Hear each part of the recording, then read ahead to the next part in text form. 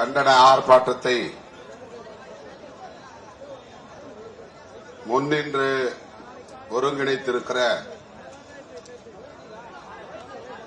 களப்பணி ஆற்றியிருக்கிற சைதை தொகுதி மாவட்ட செயலாளர் தம்பி ஜேக்கப் அவர்களை,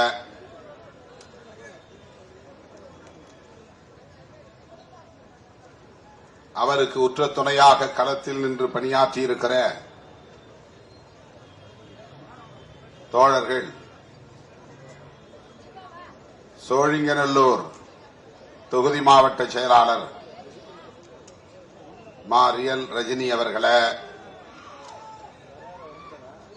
பாண்டுரங்கன் அவர்களை, கிண்டி மணி அவர்களை, மடுவை மகேஷ், பழ கார்த்திக், சைதை ஆ லியோ, சு ராணி, ஜே அருண், வீர சிட்டி பாபு, ஈகை மா ஜீவா, குங்ஃபு வரதா, மாலைக்கடை ரவி, கா செந்தில், தா செல்லா, பா அஜித், சி கே சந்துரு, சே கோபி, சூசைநாதன்,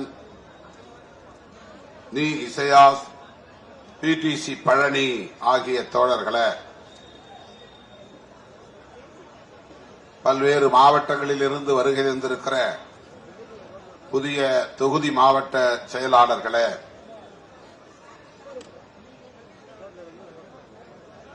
வரவேற்று உரையாற்றி அமர்ந்திருக்கிற பொறியாளர் வல்லரசு அவர்களை,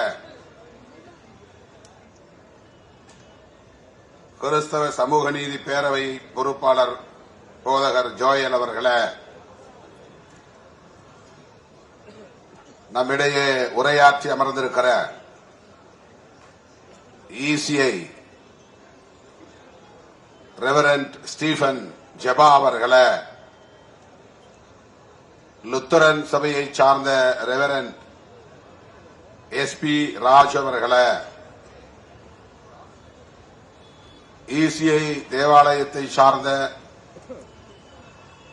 reverend Selvin Durai, reverend Sabarirajan, reverend Arulraj, reverend Deva Arul, reverend Inbaraj, reverend Selvaraj, reverend Sathraj, ECI reverend Matthew, TLC reverend Ashok, ECI reverend Joel, ECI reverend Jothikumar ஆகிய தோழர்களே, பாஸ்டர் சாமிதுரை அவர்களே மற்றும் இங்கே உரையாற்றி அமர்ந்திருக்கிற கட்சியின் சட்டமன்ற உறுப்பினர்கள் தம்பி எஸ் பாலாஜி அவர்களே, தம்பி ஷானவாஸ் அவர்களே,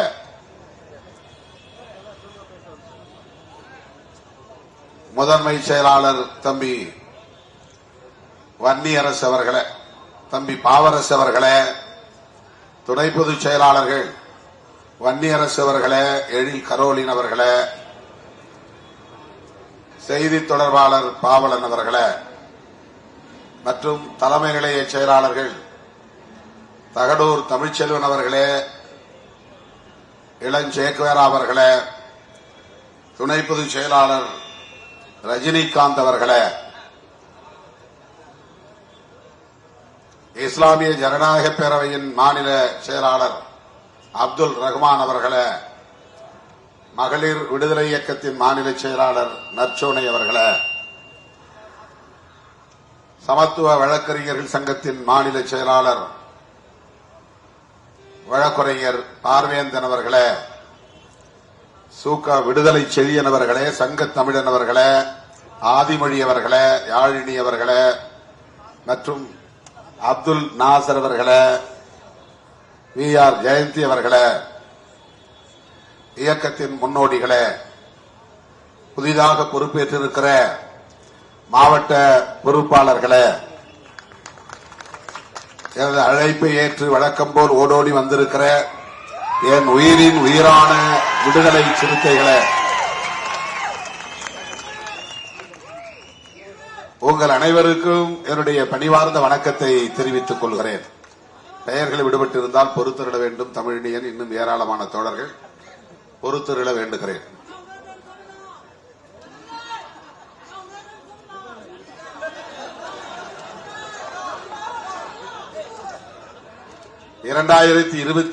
ஆண்டு புத்தாண்டு பிறந்து தமிழகத்தில் நடக்கிற முதல் போராட்டம் இது. அரசியல் கட்சிகள் புத்தாண்டை வரவேற்பதிலும் பொங்கலை கொண்டாடுவதிலும் தேர்தலை எதிர்கொள்வதிலும் கவனம் செலுத்திக் கொண்டிருக்கிற வேளையில் அதுவெல்லாம் எங்களுக்கு இரண்டாம் பட்சம்தான், மக்களின் பிரச்சனைகள் தான் முதலாவது என்கிற அடிப்படையில் மக்களுக்கான இயக்கம் விடுதலை சிறுத்தைகள் கட்சி என்பதை மீண்டும் உறுதிப்படுத்தக்கூடிய வகையிலே நாம் இந்த ஆர்ப்பாட்ட களத்தில் நிற்கிறோம்.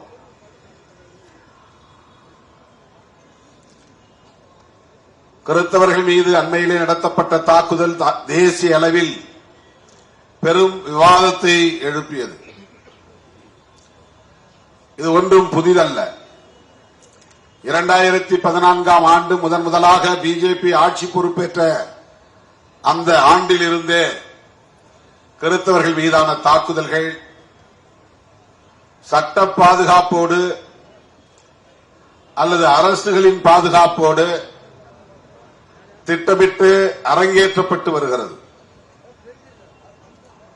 நாளுக்கு நாள் இந்த தாக்குதல்கள் அதிகரித்து வருகின்றன.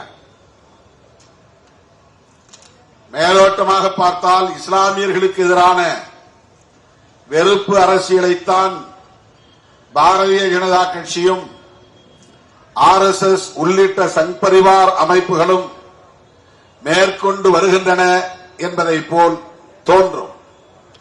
ஆனால் அவர்கள் மிக கவனமாக கணக்கு போட்டு காய்களை நகர்த்துகிறார்கள். கிறிஸ்தவர்களுக்கு எதிரான வெறுப்பு அரசியலையும் ஆழமாக விதைத்து வருகிறார்கள். அவ்வப்போது அவர்களை குறிவைத்து தாக்குகிறார்கள், தேவாலயங்களை சூறையாடுகிறார்கள், பைபிளை கொளுத்துகிறார்கள். நிறுவனமயப்பட்ட கிறிஸ்தவர்கள், ரோமன் கத்தோலிக், தென்னிந்திய திருச்சபை, ECI, TELC இப்படி ஓரளவுக்கு நிறுவனமயப்பட்ட அந்த கிறிஸ்தவ தேவாலயங்களில் வழிபாடு செய்யக்கூடிய மக்களை விட இண்டிபெண்டன்ட் சர்ச்சஸ், பெந்தகோஸ்தே அமைப்புகளை சார்ந்தவர்கள், தனித்து இயங்கக்கூடிய தேவாலயங்களை நடத்தக்கூடிய, ஜெபங்களை நடத்தக்கூடிய, ஊழியங்களை செய்யக்கூடிய போதகர்கள், அந்த பிரிவுகளை பின்பற்றக்கூடியவர்கள் நீண்ட காலமாக குறிவைத்து தாக்கப்பட்டு வருகிறார்கள். இப்போது நிறுவனமயப்பட்டிருக்கிற, வலுவாக நாடு முழுவதும் இயங்கிக் கொண்டிருக்கிற RC, ரோமன் கத்தோலிக், CSI போன்ற தேவாலயங்களையும் அந்த தேவாலயங்களில் வழிபாடு செய்யக்கூடிய கிறிஸ்தவ பெருங்குடி மக்களையும் தாக்குகிற அளவுக்கு அவர்களுடைய வெறுப்பு அரசியல் வலுப்பெற்றிருக்கிறது.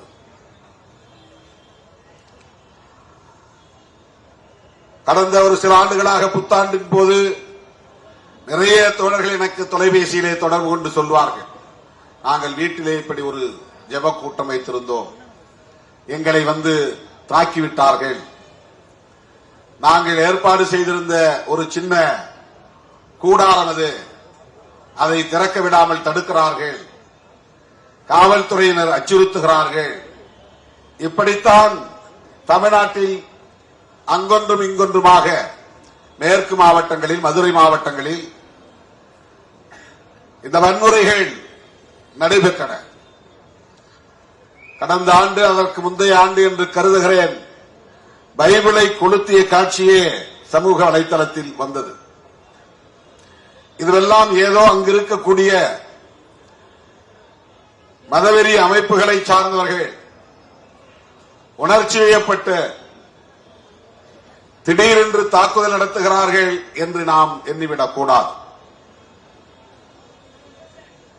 இஸ்லாமியர்களுக்கும் கிறிஸ்தவர்களுக்கும் எதிரான வெறுப்பு அரசியலை தொடர்ச்சியாக பரப்புவது என்பது அவர்களின் செயல் திட்டங்களுள் ஒன்று.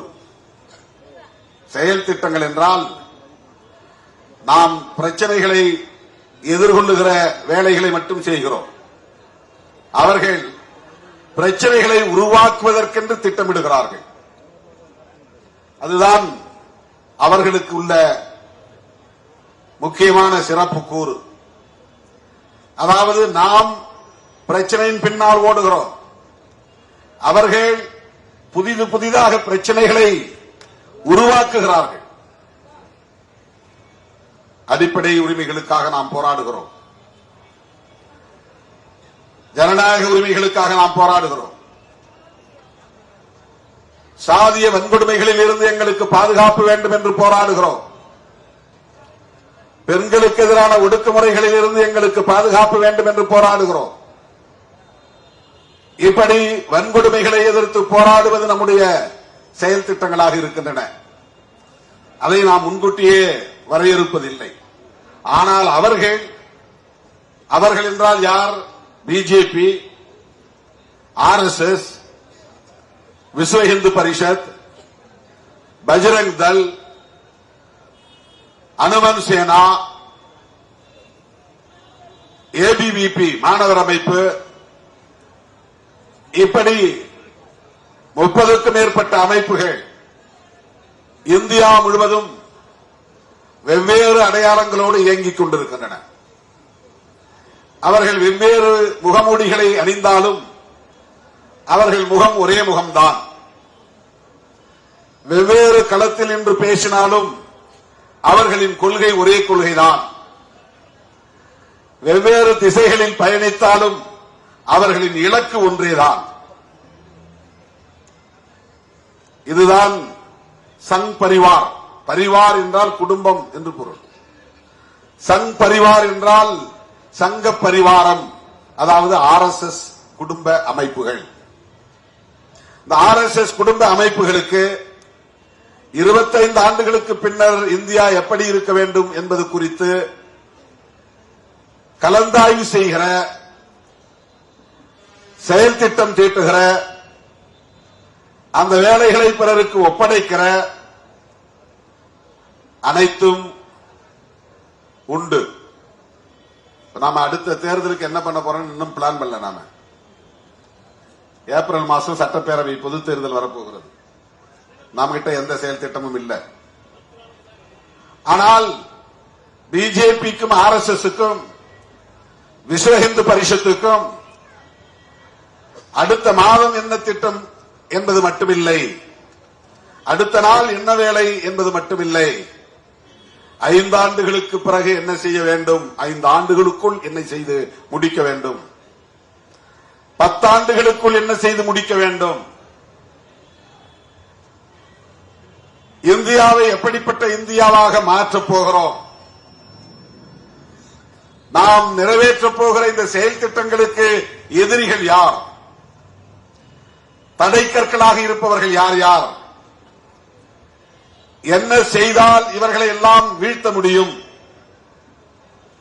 எப்படி ஆட்சி அதிகாரத்தை தொடர்ந்து தக்க வைக்க முடியும், அந்த ஆட்சி அதிகாரத்தை வைத்து எப்படி நம்முடைய நோக்கங்களை நிறைவேற்ற முடியும், இந்துக்களை பெரும்பான்மையாக அணிதிரட்ட வேண்டும், இந்துக்களை அணிதிரட்ட வேண்டுமானால் இந்து மத உணர்வை வெகுவாக பரப்ப வேண்டும், இந்து மத உணர்வை பரப்ப வேண்டுமானால் சாதி பெருமைகளை போதிக்க வேண்டும், சாதி பெருமையும் மத உணர்வும் ஒன்றோடு ஒன்று தொடர்புடையது. ஒருவன் சாதியை ஏற்றுக்கொள்கிறான் என்கிற போது, சாதி பெருமையை பேசுகிற போது அவனுக்கு அவன் சார்ந்த அந்த வாழ்க்கை முறையை, சாதிய வாழ்க்கை முறையை தந்திருக்கிற மதம் தொடர்பான உணர்வு மேலோங்கும்.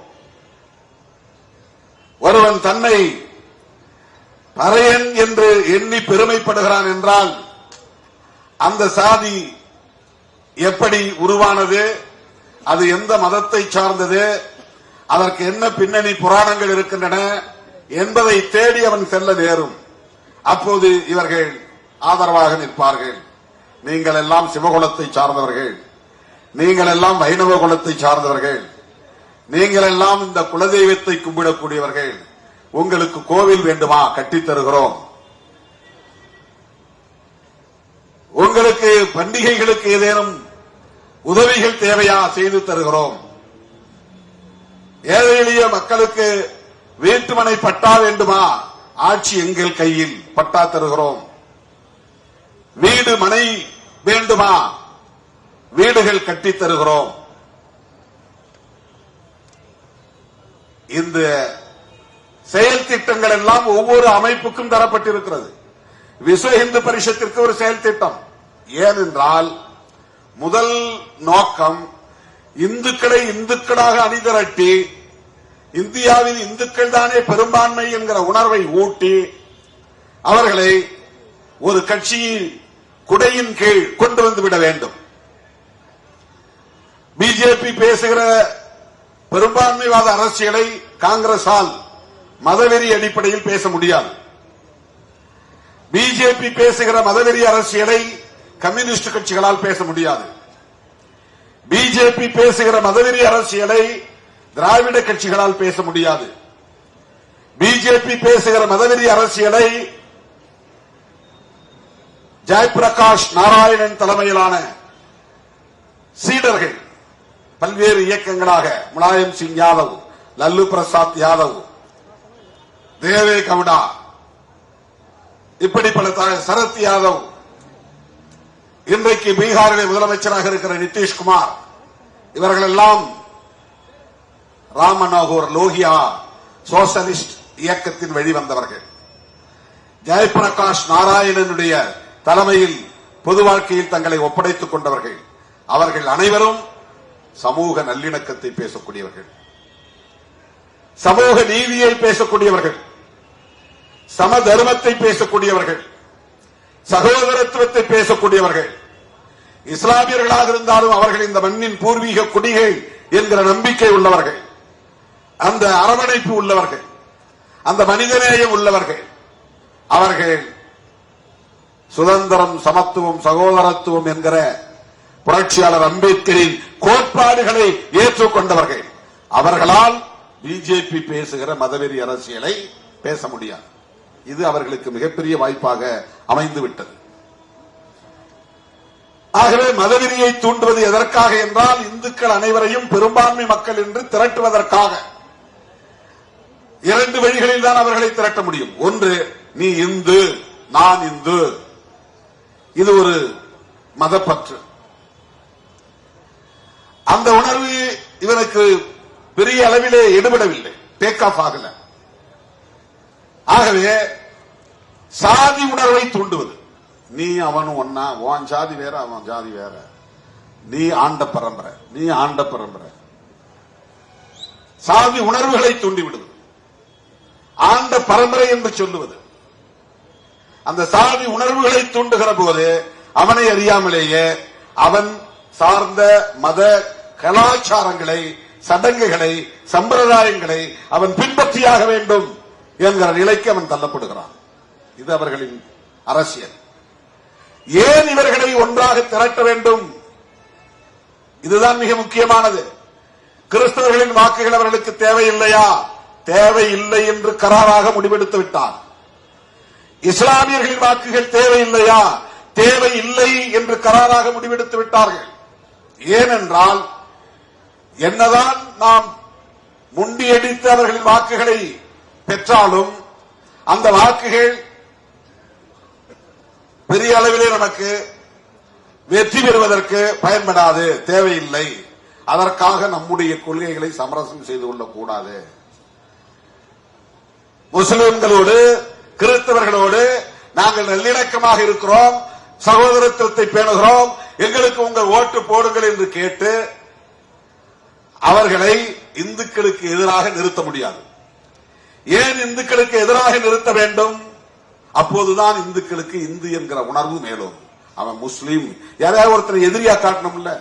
காந்தி ஆட்சி செய்யும் போது அவன் வெள்ளைக்காரன், அவன் இங்கிலாந்து நாட்டைக்காரன், அவன் அந்நிய தேசத்தை சார்ந்தவன், அவனுக்கு நமக்கு என்ன சம்பந்தம், அவன் எப்படி இந்த நாட்டை ஆளலாம், அவனை விரட்டி அடிக்க வேண்டுமா வேண்டாமா, இது போதும் மக்களை திரட்டுவதற்கு. காந்தியடிகளுக்கு அன்றைக்கு தேவையாக இருந்தது இதுதான். அவன் வெள்ளைக்காரன், அவன் ஏன் நம்ம நாட்டை ஆள வேண்டும், அவனை விரட்டுவோம்.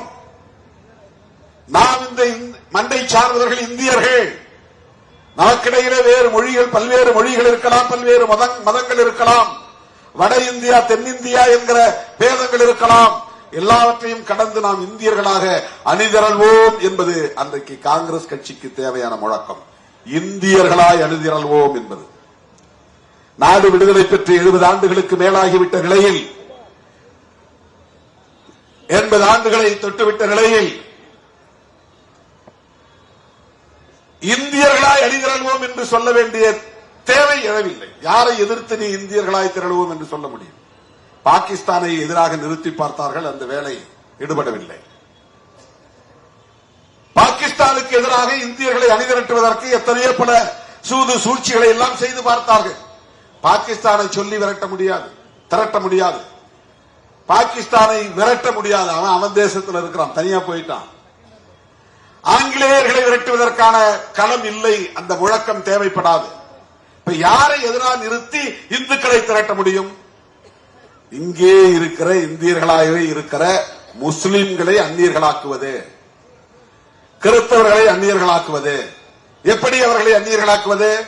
அவன் பின்பற்றுகிற முஸ்லீம் மதம் அந்நிய தேசத்தில் உருவானது, இவன் பின்பற்றுகிற கிறிஸ்தவ மதம் அந்நிய தேசத்தில் உருவானது.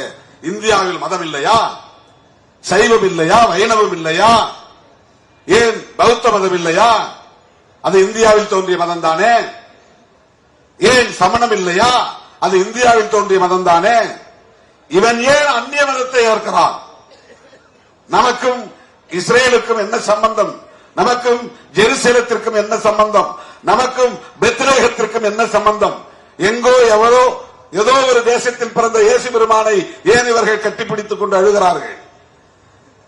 எங்கே தோன்றிய நபிகள் நாயகத்தை ஏன் இவர்கள் உயர்த்தி பிடிக்கிறார்கள்? இந்த மண்ணிலே அவதரித்த கிருஷ்ணனை ஏன் ஏற்றுக்கொள்ளவில்லை? மகாவிஷ்ணுவை ஏன் ஏற்றுக்கொள்ளவில்லை? மாரியம்மனை ஏன் ஏற்றுக்கொள்ளவில்லை? இவர்கள் இந்த ஊரில் இத்தனை தெய்வங்கள் இருந்தும், இத்தனை மதங்கள் இருந்தும், இத்தனை மகான்கள் இருந்தும், இவர்களெல்லாம் விட்டுவிட்டு எங்கேயோ பிறந்த ஒரு நபிகள் நாயகத்தையும் இயேசு பெருமானையும் ஏற்றுக்கொண்டு அவர்கள் மொழியை கற்று இங்கே அரபி பேசுகிறார்கள், உருது பேசுகிறார்கள். நம்ம ஊர் மொழிதானே சமஸ்கிருதம், அதை ஏன் பேசக்கூடாது? நம்ம ஊர் மொழிதானே இந்தி, அதை ஏன் பேசக்கூடாது? நம்ம ஊர் இந்தி மொழியை, சமஸ்கிருதத்தை எதிர்த்து இவர்கள் அராபியை கற்றுக் கொள்கிறார்கள், ஆங்கிலத்தை பேசுகிறார்கள்.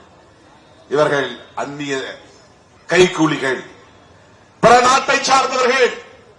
இவர்களால் தான் இந்தியாவில் நாம் கட்டுப்பாடாக இருக்க முடியவில்லை, கட்டுக்கோப்பாக இருக்க முடியவில்லை, பாதுகாப்பாக இருக்க முடியவில்லை. இப்படியே நாம் விட்டுவிட்டால் இங்கே இஸ்லாம் பெரிய மதமாக மாறிவிடும். ஏனென்றால் இந்துக்கள் குடும்ப கட்டுப்பாட்டை கடைபிடிக்கிறார்கள், முஸ்லிம்கள் குடும்ப கட்டுப்பாட்டை கடைபிடிக்கவில்லை. இந்துக்கள் 2 பிள்ளைகளை பெற்றுக் கொள்கிறார்கள், முஸ்லிம்கள் 10, 14 என்று பெற்றுக் கொள்கிறார்கள். கிறிஸ்தவர்களிடத்திலும் குடும்ப கட்டுப்பாடு இல்லை. இவர்கள் சிறுபான்மை என்கிற பெயரால் அரசாங்கத்திடம் நிறைய சலுகைகளை பெறுகிறார்கள். இவர்கள் பள்ளிக்கூடங்களை நிறுவுவதற்கு பெரிய கட்டுப்பாடுகள் இல்லை, கல்லூரிகளை நிறுவுவதற்கு கட்டுப்பாடு இல்லை. கிறிஸ்தவர்கள் ஒரு ஸ்கூல் உடனே தொடங்கிவிட முடியும். இந்தியா முழுவதும் ஏராளமான பள்ளிகள், அந்த பள்ளிகளின் மூலமாக இந்து பிள்ளைகளை எல்லாம் கிறிஸ்தவர்களாக மாற்றுகிறார்கள். இந்தியா முழுவதும் ஏராளமான கல்லூரிகள். இப்படி பார்த்தால் லயோலா கல்லூரி, அந்த புறம் பார்த்தால் கிறிஸ்டியன் கல்லூரி, எம்சிசி, லயோலா, எக்கச்சக்கமான கல்வி நிறுவனங்கள். இந்த பிள்ளைகள் எல்லாம் அங்கே போய் படிக்கிறார்கள். அங்கே கிறிஸ்தவ கலாச்சாரம் கற்பிக்கப்படுகிறது. எனவே இந்துக்களுக்கு பிறக்கிற பிள்ளைகள் மாறிக்கொண்டே இருக்கிறார்கள். மதமாற்றம் இங்கே தொடர்ந்து நீடிக்கிறது.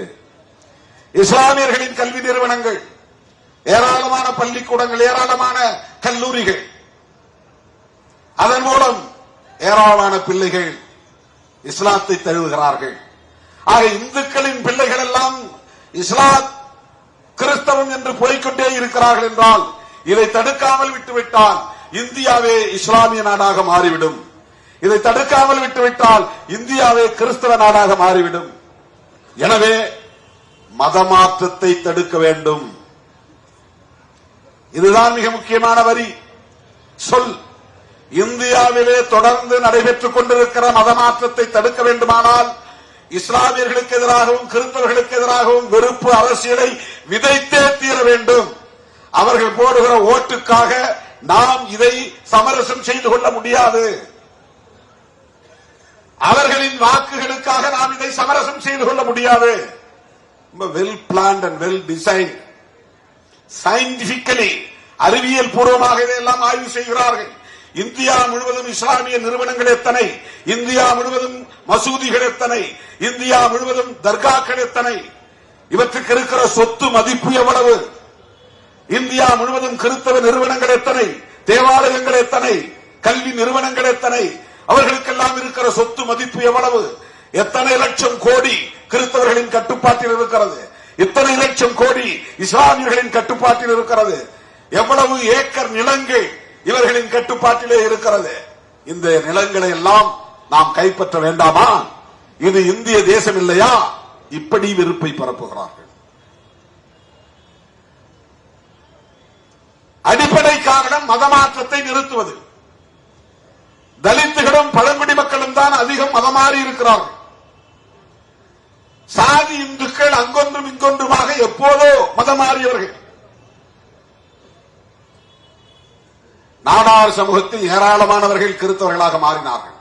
அதனால் நாடார் சமூகத்தில் தான் இந்திய தமிழ்நாட்டிலே முதலில் இந்து முன்னணி என்ற ஒரு அமைப்பு உருவானது. தானிலிங்க நாடார் டார்கெட்டட். இந்த கம்யூனிட்டி ரொம்ப அதிகமா கிறிஸ்டியானிட்டிக்கு போயிட்டே இருக்கிறாங்க. அப்ப அதை தடுக்கணும். அப்ப அங்க இந்து உணர்வை வளர்க்கணும், இந்துத்துவ அரசியலை பரப்பணும், அவர்களுக்கு தேவையான கோவில்களை கட்டித்தர வேண்டும், வாழிட வசதிகளை ஏற்படுத்தி தர வேண்டும். இதுதான் அவர்களின் அரசியல். இது ஏனோதானோ என்று திடீரென்று ஏற்பட்டதல்ல. இது 100 ஆண்டு கால செயல் திட்டம். காந்தி இருந்த காலத்திலேயே, புரட்சியாளர் அம்பேத்கர் இருந்த காலத்திலேயே, 1925 உருவான அமைப்பு தான் RSS. நாக்பூரிலே தான் அது உருவானது. ராஷ்டிரிய ஸ்வயசேவக் சங். அதை உருவாக்கியவர்கள் அத்தனை பேரும், அதில் உறுப்பினர்களாக இருந்த அத்தனை பேரும் சித்பவன் என்கிற பார்ப்பனர்கள். பார்ப்பனர்களால் உருவாக்கப்பட்ட பார்ப்பனர்களின் சங்கம் தான் RSS என்பது. அப்போதே அவர்கள் வைத்த மிக முக்கியமான செயல் திட்டம், இந்த தேசம் நாடு விடுதலை அடைவதற்கு முன்பு 1947 தான் நாடு விடுதலை அடைகிறது. 1925 அவர்களின் நோக்கம், இலக்கு, எப்படி வெள்ளைக்காரன் போய்விடுவான், நாடு விடுதலை அடைவதற்கான காலம் கனிந்து விட்டது. அப்படி விடுதலை பெறப்போகிற தேசம் இந்துக்களின் தேசம் என்று பிரகடனப்படுத்தப்பட வேண்டும். இதுதான் RSS வேட்கை. இதுதான் RSS அவர்கள், அந்த இயக்கத்தினுடைய தலைவர்களின் நோக்கம். இந்துக்களின் தேசமாக இந்துஸ்தான், பாகிஸ்தான், ஸ்தான்னா இடம், தலம், நிலம், தேசத்தின் பெயர். இப்ப இதை இந்துஸ்தான் என்று அறிவிக்க வேண்டும். லாஜிக் படி கரெக்ட் தான். அவன் மதத்தின் அடிப்படையில் நாட்டுக்கு பெயர் வைக்கிறான். ஏன் எங்க நாட்டுக்கு, இந்துக்கள் அதிகமாக இருக்கிற இந்த நாட்டுக்கு இந்து ராஷ்டிரம் என்றோ இந்துஸ்தான் என்றோ பெயர் வைக்க கூடாது என்பது அவருடைய கேள்வி. ஆனால் வைக்க முடியவில்லை. அதற்கு ஒரே ஒரு காரணம் தான், ஒரே ஒருவர் தான் காரணம். அவர்தான் புரட்சியாளர் அம்பேத்கர் அவர்கள். அதுதான் மிகப்பெரிய கெடு வாய்ப்பாக அவர்களுக்கு அமைந்து விட்டது. புரட்சியாளர் அம்பேத்கர் மட்டும் அரசமைப்பு சட்டத்தை எழுதுகிற வாய்ப்பை பெறாமல் இருந்திருந்தால் ஒரு பார்ப்பனரோ அல்லது உயர் சாதி வகுப்பை சார்ந்த ஒரு வழக்குரைஞரோ அல்லது சட்ட வல்லுநரோ அரசமைப்பு சட்டத்தை எழுதுகிற வாய்ப்பை பெற்றிருந்தால் அந்த அரசமைப்பு சட்டத்தில் அதிகாரப்பூர்வமாக இந்த தேசம் இந்து தேசம் என்று உறுதிப்படுத்தி இருப்பார்கள், பிரகடனப்படுத்தி இருப்பார்கள், அறிவித்திருப்பார்கள். அப்படி அறிவிக்க விடாமல் அதை தன்னுடைய அறிவாற்றலால், தலைமைத்துவ பேராளுமையால் அதை தடுத்தவர், முறியடித்தவர் புரட்சியாளர் அம்பேத்கர் அவர்கள். ஜெய் பீம். புரட்சியாளர் அம்பேத்கர் என்கிற அந்த மாமனிதர் எவ்வளவு பெரிய பேராண்மை மிக்கவர், பேராளுமை மிக்கவர் என்பதற்கு இதை விட வேறு சான்று தேவையில்லை. அவர் காலத்தில், சமகாலத்தில் எவ்வளவோ ஆளுமை மிக்க தலைவர்கள் பலர் இருந்தார்கள். சர்தார் பட்டேல் கூட அந்த கருத்து கொண்டவர் தான். அதனால்தான் அவருக்கு உலகில் உயர்ந்த சிலையை நிறுவியிருக்கிறார்கள். அவர் காங்கிரஸ்காரர் தான். காங்கிரஸ் கட்சியிலேயே அந்த சிந்தனை உள்ளவர்கள் இன்றைக்கும் பல பேர் இருக்கிறார்கள், ஏராளம் இருக்கிறார்கள். அன்றைக்கு நிறைய இருந்தார்கள். கோபாலகிருஷ்ண கோகலே, பால கங்காதர திலகர், சர்தார் பட்டேல் இவர்களெல்லாம் தேசிய அளவில் புகழ்பெற்ற தலைவர்கள். காந்தி அடிகளோடு களத்தில் நின்ற விடுதலை போராட்ட வீரர்கள். அத்தனை பேரும் இருந்தும் இந்தியாவை இந்துஸ்தான் என்று அறிவிக்க முடியாமல் போனது. இந்த தேசத்திற்கு ஒரு அரசு மதம், ஸ்டேட் ரிலீஜன் முடியாது என்றார். அதை தன் வாத திறமைகளால் நிறுவி காட்டினார். அதிலே பெரிய நல்வாய்ப்பு என்னவென்றால், அன்றைக்கு புரட்சியாளர் அம்பேத்கருக்கு கருத்தியல் அடிப்படையிலே முரண்பாடுகள் இருந்தாலும் இந்த நிலைப்பாட்டில் உற்ற துணையாய் உறுதியாக இருந்தவர்கள் ஒருவர் பண்டிட் ஜவஹர்லால் நேரு, இன்னொருவர் காந்தியடிகள். இதை யாரும் மறுக்க முடியாது. காந்தியடிகளோடு நமக்கு நிறைய கருத்தியல் முரண்கள் உண்டு, அது வேறு.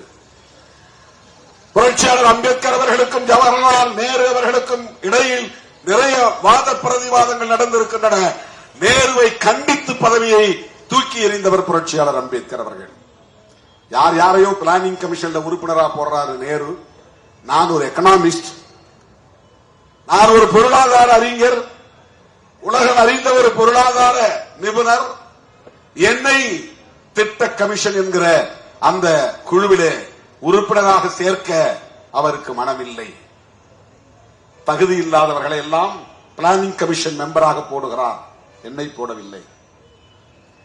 ஓபிசி மக்களுக்கு ஒரு ஆணையம் அமைக்க வேண்டும், அவர்களுக்கான இடஒதுக்கீட்டை உறுதிப்படுத்த வேண்டும் என்று தொடர்ந்து சொல்லி பார்த்தேன்.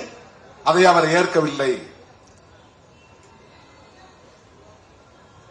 ரிகார்ட் ஆஃப் இன்பு பில் என்கிற ஒரு மசோதாவை கொண்டு வந்து அதை விவாதத்திற்கு எடுத்துக்கொள்ள வேண்டும் என்று பல மாதங்களாக சொல்லி வருகிறேன். ஒவ்வொரு முறையும் நான் துண்டு சீட்டில் எழுதி தருகிற போதெல்லாம் வாங்கி தனது சிப்பா பையில் வைத்துக் கொள்வதோடு சரி, அதை விவாதத்திற்கே அவர் எடுத்துக் கொள்ளவில்லை. இப்படி பல குற்றச்சாட்டுகளை ஜவஹர்லால் நேரு மீது சுமத்திவிட்டு வெளியே வந்தவர், பதவியை தூக்கி எறிந்தவர் புரட்சியாளர் அம்பேத்கர் அவர்கள்.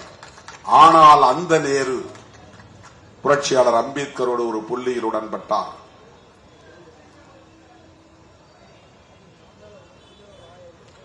அக்குளிலே கத்தியை வைத்துக் கொண்டு, இதழ்களிலே புன்னகையை வைத்துக் கொண்டு ஒருவர் உறவாடினால் அவர் ஒரு மகாத்மா என்று அழைக்க பெற்றால் காந்தியும் அப்படிப்பட்டவர்தான் என்று சொன்னவர் புரட்சியாளர் அம்பேத்கர். அவர் இதழ்களில் புன்னகையை காட்டுவார், அக்குளில் கத்தியை மறைத்து வைத்திருப்பார் என்கிற அளவுக்கு காந்தியை கடுமையாக விமர்சித்தவர் புரட்சியாளர் அம்பேத்கர். ஒரு கட்டத்திலே இன்னும் கூடுதலாக போய் காந்தியின் குடில் மீது நாட்டு வெடிகுண்டை வீசவும் நான் தயாராக இருக்கிறேன் என்று சொன்னவர் புரட்சியாளர் அம்பேத்கர்.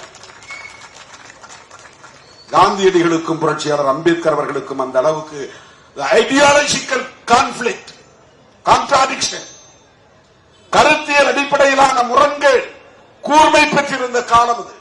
அப்படிப்பட்ட முரண்பாடு இருந்த நிலையிலும் புரட்சியாளர் அம்பேத்கர் அவர்களோடு காந்தியடிகள் ஒரு புள்ளியில் உடன்பட்டார் என்றால் செக்யூலரிசம் என்பதுதான். மதச்சார்பின்மை என்பதுதான். இந்த அரசுக்கு அரச மதம் இல்லை, வேண்டாம், கூடாது, ஏற்க முடியாது. புரட்சியாளர் அம்பேத்கர் சாதாரணமான ஒரு ஆளுமை அல்ல தோழர்களே, மிகப்பெரிய புரட்சியாளர். அரசமைப்பு சட்டத்தின் மூலம் இது மதசார்பற்ற அரசு, இந்த அரசுக்கு மதம் இல்லை, இதை உறுதிப்படுத்தி அதை அரங்கேற்றி அதை நடைமுறைக்கு கொண்டு வந்த ஒரு சூழலில் தான் அவர்கள் எதிர்பார்த்தபடி இந்த தேசத்திற்கு இந்து தேசம் என்று பெயர் சூட்ட முடியவில்லை. பிஜேபிக்கு வேற யாருமே எதிரி கிடையாது. கம்யூனிஸ்ட் கட்சியோ காங்கிரஸோ இதுவெல்லாம் அவங்களுக்கு பெரிய விஷயமே கிடையாது. அவனுக்கு பெரிய எதிரியே புரட்சியாளர் அம்பேத்கர் அவர்கள் தான். முதல் எதிரியே புரட்சியாளர் அம்பேத்கர் அவர்கள் தான். அவர் எழுதிய அரசமைப்பு சட்டம் தான். அதனால் இந்து ராஷ்டிரம் என்று அறிவிக்க முடியவில்லை. எனவே இந்துக்களை திரட்டி ஆட்சிக்கு வந்து ஆட்சியை தக்க வைத்துக் கொண்டு பெரும்பான்மை பலத்தோடு இந்த சட்டத்தை தூக்கி எறிகிறோம், புதிய அரசமைப்பு சட்டத்தை கொண்டு வருகிறோம் என்று சொல்லுவதற்கான காலத்தை நோக்கி அவர்கள் காத்திருக்கிறார்கள். இதுதான் RSS, விஸ்வ இந்து பரிஷத் உள்ளிட்ட சங் பரிவார் அமைப்புகளின் இறுதி இலக்கு.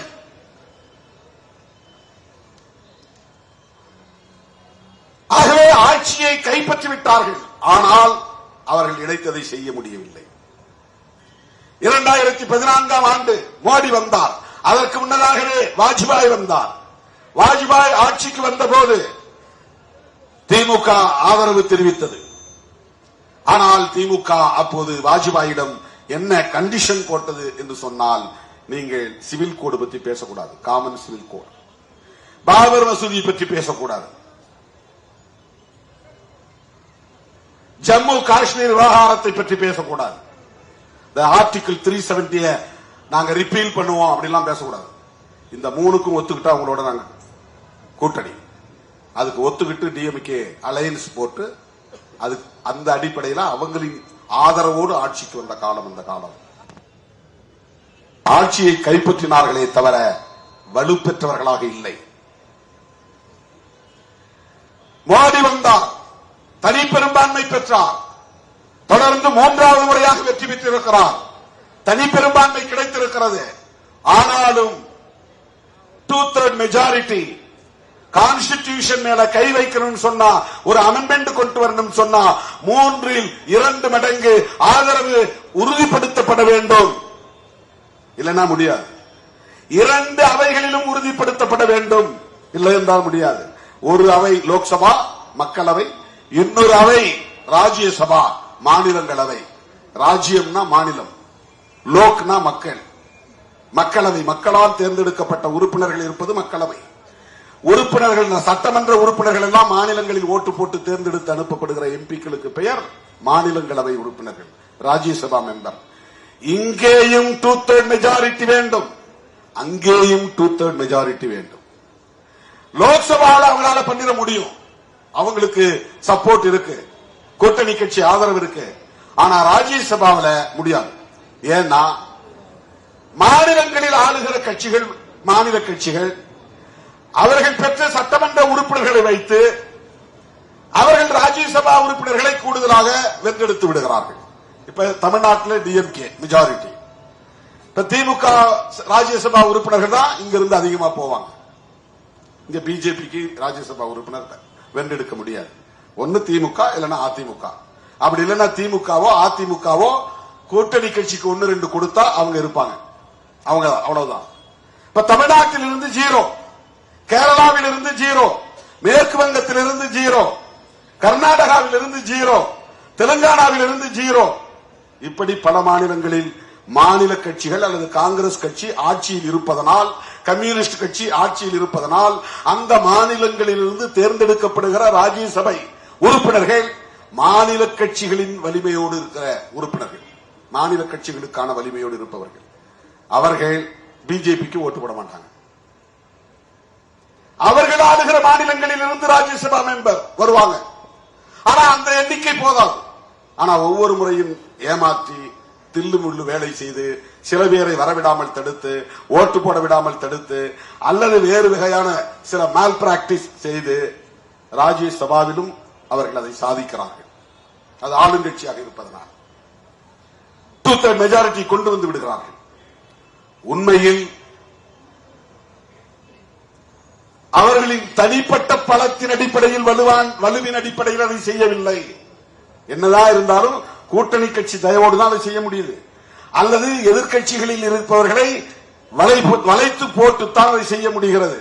அல்லது ஓட்டு போட விடாமல் தடுத்து அதை செய்ய முடிகிறது.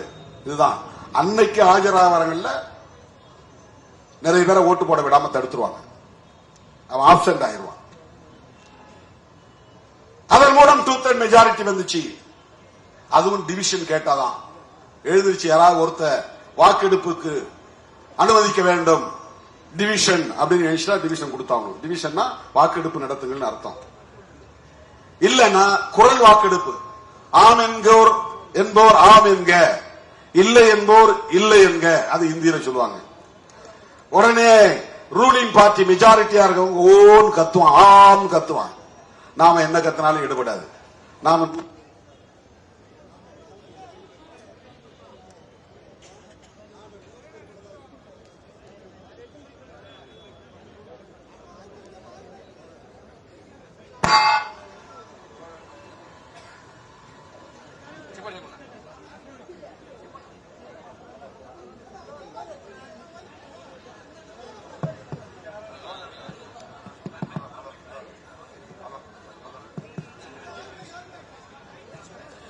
அப்ப 2/3 மெஜாரிட்டி இல்லாமல், இரண்டு அவைகளிலும் 2/3 மெஜாரிட்டி இல்லாமல் அவர்களால் அரசமைப்பு சட்டத்தில் பெரிய அளவில் கை வைக்க முடியாது. அதை தூக்கி எறிய முடியாது. அரசமைப்பு சட்டத்தை எப்படி பாதுகாக்க வேண்டும் என்பதிலும் புரட்சியாளர் அம்பேத்கர் இப்படிப்பட்ட வரையறைகளை உருவாக்கி வைத்திருக்கிறார். அது மட்டுமில்லாமல் உச்சநீதிமன்றமும் தீர்ப்பளித்து விட்டது. ஃபுல் பெஞ்ச்ல என்னன்னா, பேசிக் ஃபேக்டர் ஆஃப் தி கான்ஸ்டிடியூஷன், அடிப்படை கூறுகள். நீ எத்தனை முறை வேணாலும் அமெண்ட் பண்ணிக்கோ. கான்ஸ்டிடியூஷன் அமெண்ட் பண்ற அதிகாரம் லோக்சபாவுக்கு உண்டு, ராஜ்யசபாவுக்கு உண்டு. ஆனா அது சொல்லக்கூடிய அடிப்படை கூறுகள், அடிப்படை கூறுகள் என்ன?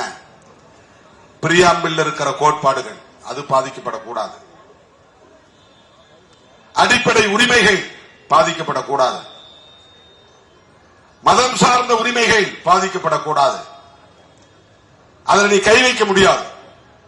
பேசிக் factors of the constitution should not be affected. அது பாதிக்கப்படக்கூடாது. இத ஃபுல் பெஞ்ச் வரையிலும் போய் தீர்ப்பு வாங்கிட்டாங்க. அப்ப நீதிமன்றத்தில் நம்ம ஆள் வேணும் அப்படின்னு முடிவு பண்றான். இப்ப கொலிஜியத்தை கையில் வச்சுக்கிறான். எந்தெந்த இன்ஸ்டிடியூஷன் இவர்களின் நோக்கத்திற்கு எதிராக இருக்கிறதோ, சிபிஐ அல்லது இடி அந்த அமலாக்கத்துறை அல்லது சுப்ரீம் கோர்ட், ஹை கோர்ட், உயர் நீதிமன்றங்கள், உச்ச நீதிமன்றங்கள், எந்தெந்த அதிகாரம் அட்டானமஸ் பவர் உள்ள தனித்து இயங்கக்கூடிய தேர்தல் ஆணையம் உட்பட இத்தனை இன்ஸ்டிடியூஷன்களையும் கண்ட்ரோலுக்கு கொண்டுட்டு வரணுங்கிறது அவங்களுடைய திட்டங்கள் உண்டு. இதெல்லாம் வெறும் ஏனோதானோ நடக்கிறது. அவன் ஃப்ரெண்ட வேணுங்கிற ஆளை கமிஷனரா போட்டாங்கிறதல்ல. இந்த திட்டத்தை நடைமுறைப்படுத்துவதற்கான ஆள் தேவை.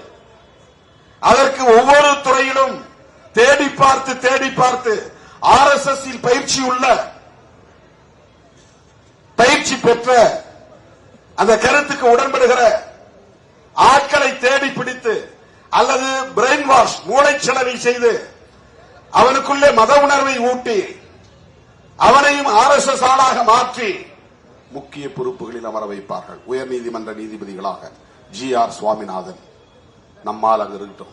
அப்பதான் அவர் எல்லா மரபுகளையும் மீறி நமக்கு தீர்ப்பு கொடுப்பார். அவரே போய் திருப்பரங்குன்றத்தில் நின்று ஏற்கனவே ராம ஐயர் கொடுத்த தீர்ப்புலாம் சரியில்லை, நான் கொடுக்கிற தீர்ப்பு தான் சரி, நான் தீர்ப்பு கொடுத்துட்டு அதுக்கப்புறம் நீ அதுக்கு மேல அப்பீலுக்கு தான் போகணும், அதை மீறி ஒன்றும் செய்ய முடியாது.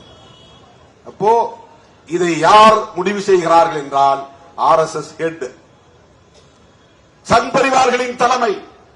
உயர் நீதிமன்றங்களில் நமக்கான ஆட்களை வை, உச்ச நீதிமன்றங்களில் நமக்கான ஆட்களை வை, தேர்தல் ஆணையத்தில் நமக்கான ஆட்களை கொண்டு போய் உட்காரவை, நாம் விரும்புவது போல் தீர்ப்பு எழுதுவதற்கு ஆளை பிடி, அவருக்கு தீர்ப்பு கொடுத்த பிறகு ஒரு புதிய பொறுப்பை தருவோம், பேசி முடி.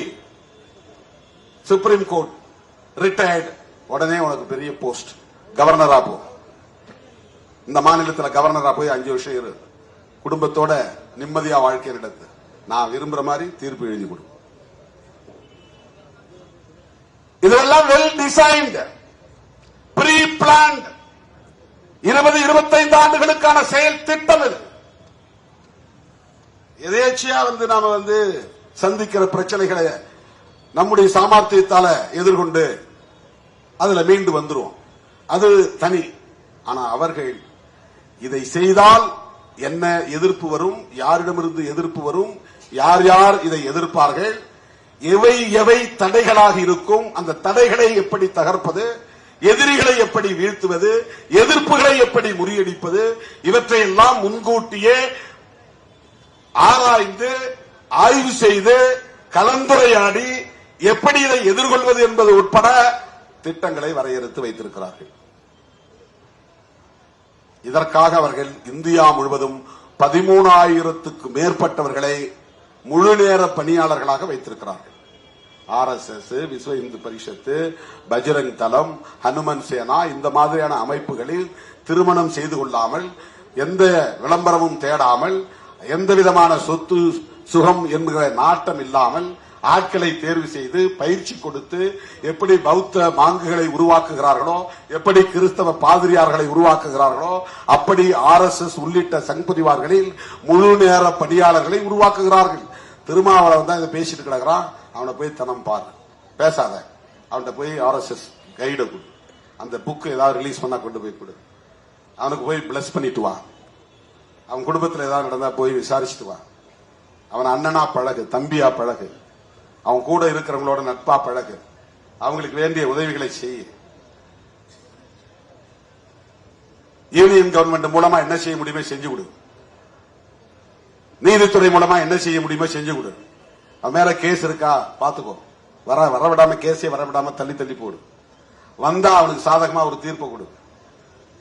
இப்படி ஒவ்வொரு தனித்தனி நபராக பொறுக்கி பொறுக்கி எடுக்கிறார்கள், தேடி தேடி எடுக்கிறார்கள். அரசியல் கட்சிகளில் ஊடுருவுகிறார்கள், அரசு துறைகளில் ஊடுருவுகிறார்கள், தன்னார்வ தொண்டு நிறுவனங்களில் ஊடுருவுகிறார்கள், ஆட்களை தேடி பிடிக்கிறார்கள். இதெல்லாம் எதற்காக? இந்து ராஷ்டிரத்தை டிக்ளேர் செய்வதற்காக. இவையெல்லாம் எதற்காக? இந்து பெரும்பான்மையை நிலைநாட்டுவதற்காக. இந்த வரிசையில் ஒரு உத்திதான் இஸ்லாமியர் வெறுப்பு, கிறிஸ்தவ வெறுப்பு. இஸ்லாமியரை வெறுப்பாக காட்டினால்தான் இந்துக்கள் உணவு வரும். கிறிஸ்தவர்களை எப்படி அவங்களை பண்ண முடியும்? எப்படி இஸ்லாமியரை எதிரியா நிறுத்த முடியும்? அவன் மதம் மாற்றம் செய்யறான், திருமாவளவன் அழைச்சு போய் மேடையில உட்கார வச்சு தொப்பிய போடுறான், அவங்க கூட இருக்கிறவங்க பூரா நல்லா நட்பாயிடுறாங்க, அதுல சில பேர் முஸ்லீமா மாறிடுறான், வா துபாய்க்கு அழைச்சிட்டு போறாங்க, சவுதிக்கு அழைச்சிட்டு போறான்னு அழைச்சிட்டு போயிடுறாங்க. சரி, அங்க கிடந்து ஓடுறதை விட இப்படி போலான்னு போயிடுறான். கிறிஸ்தவர்கள் அவங்களை தேடி போய் பைபிள் எடுத்துட்டு அவங்க தலைமாட்டில் உட்காந்துட்டு அவங்களுக்கு ஜெபம் பண்றாங்க. ஜெபம் என்ன சும்மாவா? எதுக்கு பண்றான்? அவங்களை கிறிஸ்தவர்களா மாத்துறதுக்கு பண்றான். எனக்கு எந்த கடவுளும் கை கொடுக்கல, இயேசு பெருமான் தான் என்னை ஏத்துக்கிட்டார் அப்படின்னு 10 நாள்ல அவன் மாறி போயிடுறான், 1 மாசத்துல மாறி போயிடுறான். அம்மா அம்மானு முத்து மாரியம்மனை கூப்பிட்டு இருந்த பெண்மணி அப்பா அப்பான்னு ஏசப்பாவை கூப்பிட ஆரம்பிச்சிடுறாங்க.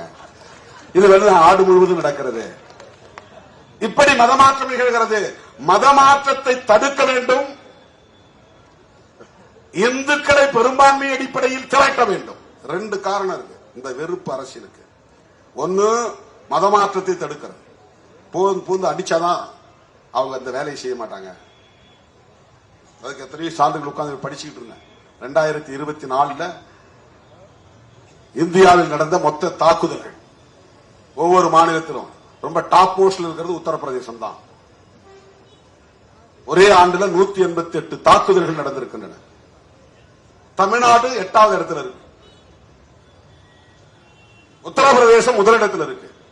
இது கிறிஸ்தவர்கள் மீதான தாக்குதல். பாபர் மசூதி அப்படித்தான் இடிக்கப்பட்டது. 400 ஆண்டு கால பழமை வாய்ந்த ஒரு புராதன சின்னம் அது. ராமர் அங்க பிறந்தான்னு ஒரு கதையை கட்டி அதை இடிச்சிட்டு அங்க ராமர் கோயில் தான் கட்டுவோம் அப்படின்னு முதல்ல புறப்பட்டது அங்க இருக்கக்கூடிய அமைப்புகள் தான், விஸ்வ இந்து பரிஷத் போன்ற அமைப்புகள். அதற்கு பிறகு மற்ற எல்லா அமைப்புகளும் ஒன்னா சேர்ந்து கரசேவை திட்டம். தமிழ்நாட்டில் கரசேவைக்கு ஆதரவு தெரிவித்த முதல் கட்சி அதிமுக. ஜெயலலிதா அம்மையார் என்னதான் அவங்க சமூக நீதிக்காக குரல் கொடுத்திருந்தாலும், தமிழர்கள் மீது பற்றுக் கொண்டிருந்தாலும், அவர்களிடம் அந்த மத உணர்வு என்பது அல்லது சனாதன அரசியல் என்பது குருதியோடு கலந்ததாகத்தான் இருந்தது. கரசேவைக்கு ஆள் அனுப்பினார். வரலாற்றில் பதிவானது, யாரும் மறுக்க முடியாது. கரசேவைனா என்ன? கோயில் கட்டுறதுக்கு எல்லாம் செங்கல் தூக்கிட்டு வாங்க. எப்ப ஆரம்பிச்சது? பல பத்தாண்டுகளுக்கு முன்பு, 90களுக்கு முன்பு. அத்வானி ரத யாத்திரை நடத்துவதற்கு முன்னாடி கிட்டத்தட்ட அதுக்கே ஒரு 100 ஆண்டு கால வரலாறு இருக்கு. அந்த பாபர் மசூதியை இடிக்கணும் அப்படிங்கிற நோக்கம். அத ஒரு நாள் போராட்டம் நடத்தி விட்டுறல நம்மள மாதிரி. சில ஆண்டுகள் முயற்சி எடுத்து விட்டுவிடவில்லை. அதெல்லாம் முடியாது அப்படின்னு அவங்க கைவிடல.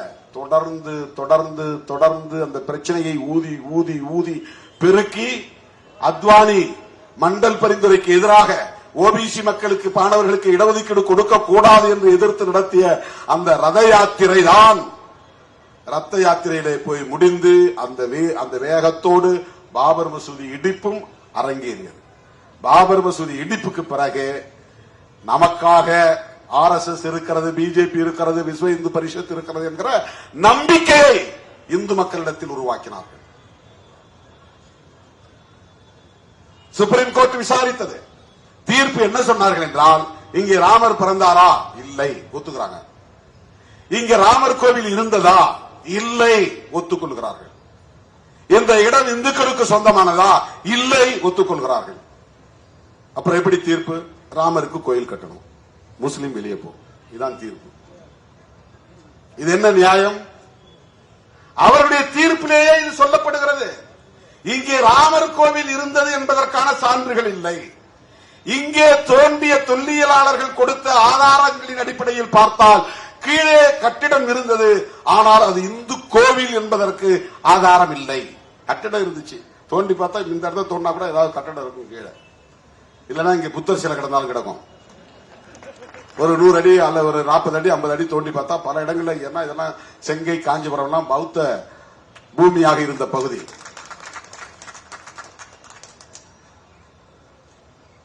புத்தர் இறந்து 2000 ஆண்டுகள் ஆகியும் புத்தருக்கு எதிரான வெறுப்பு அரசியல் இன்னும் இங்கே நிலைத்திருக்கிறது. புத்தருக்கு எதிரான வெறுப்பு அரசியல் இங்கே நடந்தது. அந்த வெறுப்பு இன்றும் இருக்கிறது. அது மாதிரியான ஒரு வெறுப்பு அரசியல் தான் இஸ்லாமியர்களுக்கு எதிராக திட்டமிட்டு வளர்த்தெடுக்கப்பட்டது. அதன் விளைவுதான் பாபர் மசூதி இடிக்கப்பட்டது. உச்சநீதிமன்றத்தின் தீர்ப்பின்படி கையில் அதிகாரம் இருக்கு, ஆள் இருக்கிறாங்க, வேண்டியவர்கள் நீதிபதியா இருக்கிறாங்க. அவங்கள்ட்ட சொன்னா கூட அவன் எழுத தெரியாது, நாமளே எழுதி கொடுப்போம், அவங்க கையெழுத்து போடுவோம் என்கிற அளவுக்கு அவர்களுக்கு இடையில ஒரு நெக்சஸ், ஒரு உறவு. இதெல்லாம் எதற்காக? தோழர்களே, இஸ்லாமிய வெறுப்பு என்பதும் கிறிஸ்தவ வெறுப்பு என்பதும் இந்துக்களை அணிதிரட்டுவதற்காகவும் மதமாற்றத்தை தடுப்பதற்காகவும் தான் இங்கே நடக்கிறது. 3 விஷயம் உங்களுக்கு முக்கியமான ஸ்ட்ராட்டஜி. ஒன்று, மதமாற்றம், அது தடுக்கப்பட வேண்டும்.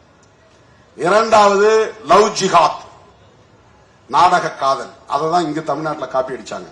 இது பிஜேபியுடைய சோசியல் இன்ஜினியரிங். மூணாவது, ஹோலி கவ், அதாவது பசு புனிதம், பசுமாடு புனிதமானது, நாங்கள் வழிபாடு செய்யக்கூடிய தெய்வம் அது. அந்த பசுமாட்டை அவன் தெய்வமாக மதிக்க மறுக்கிறான். யாரு? முஸ்லிம்கள். மாடு வியாபாரத்தில் பெரும்பான்மையாக முஸ்லிம்கள் இருக்கிறார்கள். பசுமாட்டை பிடிச்சிட்டு போய் கறி அறுத்து அதை வியாபாரம் செய்யறான். எங்கள் தெய்வத்தையே இவன் கரியாக அறுத்து கடையில், கசாப்பு கடையில் அறுத்து கூறு போடுகிறானே என்று சொல்லுகிற போது அந்த பசு மீது பற்று கொண்ட இந்துக்களுக்கு முஸ்லிம் மீது வெறுப்பு வருகிறது. எங்கள் இந்து பெண்களை காதலிப்பது போல் நடித்து முஸ்லிம் இளைஞர்களுக்கு கட்டி வைக்கிறார்கள். அந்த பெண்களை IS என்கிற அமைப்பில் கொண்டு போய் சேர்த்து விடுகிறார்கள். அந்த போராளிகளுக்கு அவர்களின் காம இச்சைக்கு இந்த பெண்களை படையலிடுகிறார்கள். இப்படி ஒரு கருத்து, இது இஸ்லாமியர்களுக்கு எதிரான வெறுப்பாக மாறுகிறது. எல்லாவற்றையும் விட கன்வர்ஷன், மதமாற்றம். இந்தியாவிலே இருக்கிற இஸ்லாமியர்கள் அத்தனை பேரும் இந்தியர்கள் தான். ஒரு காலத்தில் தலித்துகளாகவும் ஓபிசிகளாகவும் இருந்தவர்கள் தான். ரொம்ப கம்மி ஓபிசியா இருந்தவங்க, ஷெட்யூல் காஸ்டா இருந்து மாறினவங்க தான் அதிகம். பழங்குடிகளாக இருந்து மாறியவர்கள் தான் அதிக கிறிஸ்டியன்ஸ். கடலோரத்தில் இருக்கிற மீனவர்கள், கடலோரத்தில் இருக்கிற நாடார்கள், மலைவாழ் பகுதியில் இருக்கக்கூடிய பழங்குடி மக்கள், இவங்கெல்லாம் கிறிஸ்டியானிட்டி போயிட்டாங்க.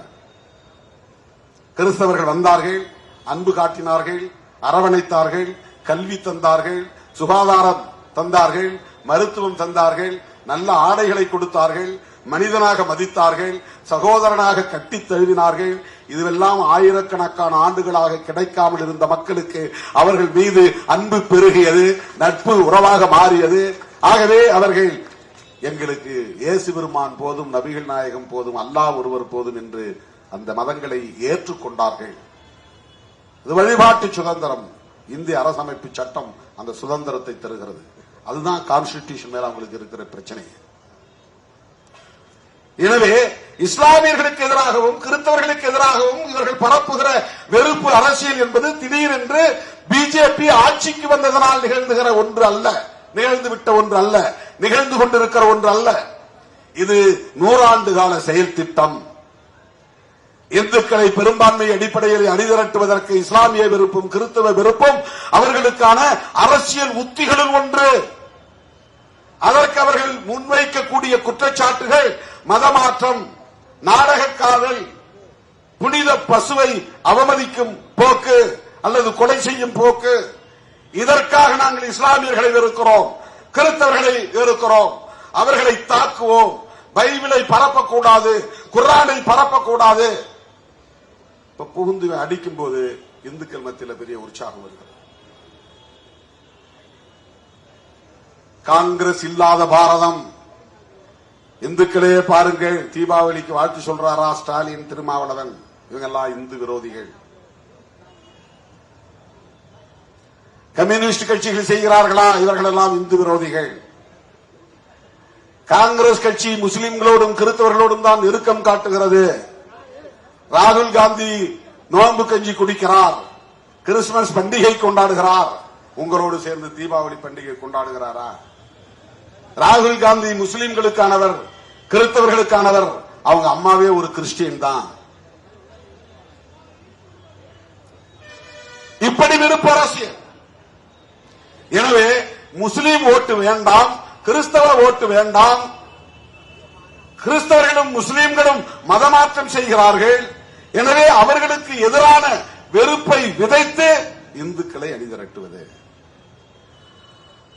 தொடர்ந்து பெரும்பான்மையை அவர்கள் மூலம் பெற்று ஆட்சியை தக்க வைத்துக் கொள்வது. இப்ப என்னதான் போராடினாலும் கூட இந்துக்களில் கணிசமாக காங்கிரசுக்கு வாக்களிக்கிறார்கள். கிறிஸ்தவர்கள், இஸ்லாமியர்கள் மட்டுமில்லாமல் இந்துக்களும் வாக்களிப்பதால் தான் திமுக கூட்டணி வெற்றி பெறுகிறது. திருமாவளவனும் வெற்றி பெறுகிறார். அவங்களுக்கு அதான் கோபம் வருகிறது. இவன் திருப்பரங்குன்றத்தில் நமக்கு எதிராக பேசலாம், நீ ஏன் அவனுக்கு ஓட்டு போறீங்க? நாம சாதாரண சாமி கும்பிடுற இந்து மக்களை எதிராக பார்க்கவில்லை. இந்த மதவெறி அரசியலை, வெறுப்பு அரசியலை பேசுகிற RSS கண்டிக்கிறோம், பிஜேபியை கண்டிக்கிறோம். என்னுடைய தாய்க்கு இந்து மதத்தின் மீது நம்பிக்கை இருக்கிறது, கடவுளின் மீது நம்பிக்கை இருக்கிறது. என்னுடைய தாய் என்னை வரவேற்று திருநீர் பூசுகிறார், நான் மகிழ்வோடு ஏற்றுக்கொள்கிறேன். இப்ப கூட சூனாம்பேட்டில் கோயில் கட்டியிருக்கிறோம், நீங்க தான் வந்து கும்பாபிஷேகம் நடத்தணும்ன்றாங்க. ஏன்பா எனக்கு கடவுள் நம்பிக்கை இல்லை அப்படின்னு நான் சொல்லி அதை மறுதளிக்க முடியாது. சொல்லணும்னா சொல்லலாம், ஆனா நான் அப்படி சொல்றதில்லை. அழைப்பவர்கள் என் தம்பிகள், என் பிள்ளைகள், என் சகோதரிகள், என்னுடைய தாய்மார்கள், அவங்க எல்லாமே இந்துக்கள் தான். அவங்க அழைப்பை எப்படி நாம் புறக்கணிக்க முடியும், மறுதளிக்க முடியும்? இவரு கடவுள் நம்பிக்கை இல்லங்கிறாரு, பெரியார பேசுறாரு, அப்புறம் போய் சூனாம்பேயில கும்பாபிஷேகத்துல கலந்துக்கிறாரு. இது ரெட்ட வேடமா இல்லையான்னு நினைப்பாங்க. கிடையாது. என் நம்பிக்கை வேறு, அவர்கள் நம்பிக்கை வேறு. நாங்கள் ஒரு நோக்கத்திற்காக ஒரு களத்தில் நிற்கிறோம். புரட்சியாளர் அம்பேத்கரின் பிள்ளைகளாக இந்த மண்ணை மதசார்பற்ற மண்ணாக பாதுகாக்க வேண்டும் என்கிற நோக்கில் களமாடிக் கொண்டிருக்கிறோம். என்னுடைய புரிதலில் இருந்து நான் ஏற்றுக்கொண்ட அரசியல், நான் ஏற்றுக்கொண்ட கொள்கை என்கிற அடிப்படையில் நான் இயங்குகிறேன். அவ்வளவுதான். ஆகவே இந்த வெறுப்பு அரசியல் தான் தொடர்களே கிறிஸ்துமஸ் பண்டிகையின் போது அதிகரித்திருக்கிறது. இந்த ஒரு சம்பவத்தை கண்டிக்கிறதோட நாம நின்றுட்டா இது முடிஞ்சு போகாது. அவர்கள் பரப்புகிற வெறுப்பு அரசியலை இந்து சமூகத்தினரிடம் நாம் எடுத்து போய் சொல்ல வேண்டும். உங்களை ஏய்க்க பார்க்கிறார்கள், உங்களை தவறாக பயன்படுத்துகிறார்கள், அவர்கள் ஆட்சி அதிகாரத்தில் இருப்பதற்காக அதானிக்கு இந்த நாட்டை எழுதி கொடுக்கிறார்கள். இவ்வளவெல்லாம் செஞ்சு இந்த நாட்டுக்கு இந்து ராஷ்டிரம் பெயர் சுற்றணும் நினைத்தாலும் இந்த மண் யாருக்கானதாக மாற்றப்படுகிறது? அரசு துறைகள் எல்லாம் தனியார் துறைகளாக மாற்றப்படுகிறது. அம்பானிக்கும் அதானிக்கும் விற்கப்படுகிறது. எல்லாவற்றையும் பிரைவேட்டைசேஷன், தனியார்மயமாக்குகிறார்கள். இந்திரா காந்தி அம்மையார் ஆட்சியில் இருந்த போது எல்லாவற்றையும் நேஷனலைசேஷன் பண்ணாங்க. தனியார் வங்கிகள் எல்லாம் அரசு வங்கிகளாக்கினாங்க. கலைஞர் முதலமைச்சரான போது தனியார் பேருந்துகள் எல்லாம் அரசுடைமையாக்கப்பட்டது. தனியார் நிறுவனங்களை அரசுடைமையாக்குவது என்பதுதான் மக்களுக்கானது. அரசு நிறுவனங்களில் தான் இடஒதுக்கீட்டை பெற முடியும். அரசு நிறுவனங்களில் தான் வேலைவாய்ப்பை பெற முடியும். இடஒதுக்கீட்டின் அடிப்படையில் அரசிடம் கல்வி நிறுவனங்கள் இருந்தால்தான் நம் பிள்ளைகள் படிக்க முடியும். அரசிடம் பொதுத்துறைகள் இருந்தால்தான் நாம் அங்கே வேலைக்கு சேர முடியும். அரசு பேருந்துகளாக இருந்தால்தான் இந்த பேருந்தில் நாம் குறைந்த கட்டணத்தில் பயணிக்க முடியும். எல்லாவற்றையும் தனியார்மயப்படுத்தினால் நம்மால் எப்படி சமூக நீதியை பெற முடியும், சலுகைகளை பெற முடியும், ஜனநாயக உரிமைகளை பெற முடியும்? ஆனால் ஆர்எஸ்எஸ் காரர்கள், மோடி, அமித்ஷா போன்றவர்கள் இந்த தேசத்தை அதானிக்கும் அம்பானிக்கும் தாரை வார்த்துக் கொண்டே இருக்கிறார்கள். எல்லாவற்றையும் தனியார்மயப்படுத்துகிறார்கள், தேசியமயப்படுத்தவில்லை. தேசியவாதம் பேசுகிறார்கள், ஆனால் தேசியமயப்படுத்துவதில்லை. இது பெரிய முரண்பாடு. கொள்கை அடிப்படையில் மிகப்பெரிய ஆபத்தான நிலைப்பாடு.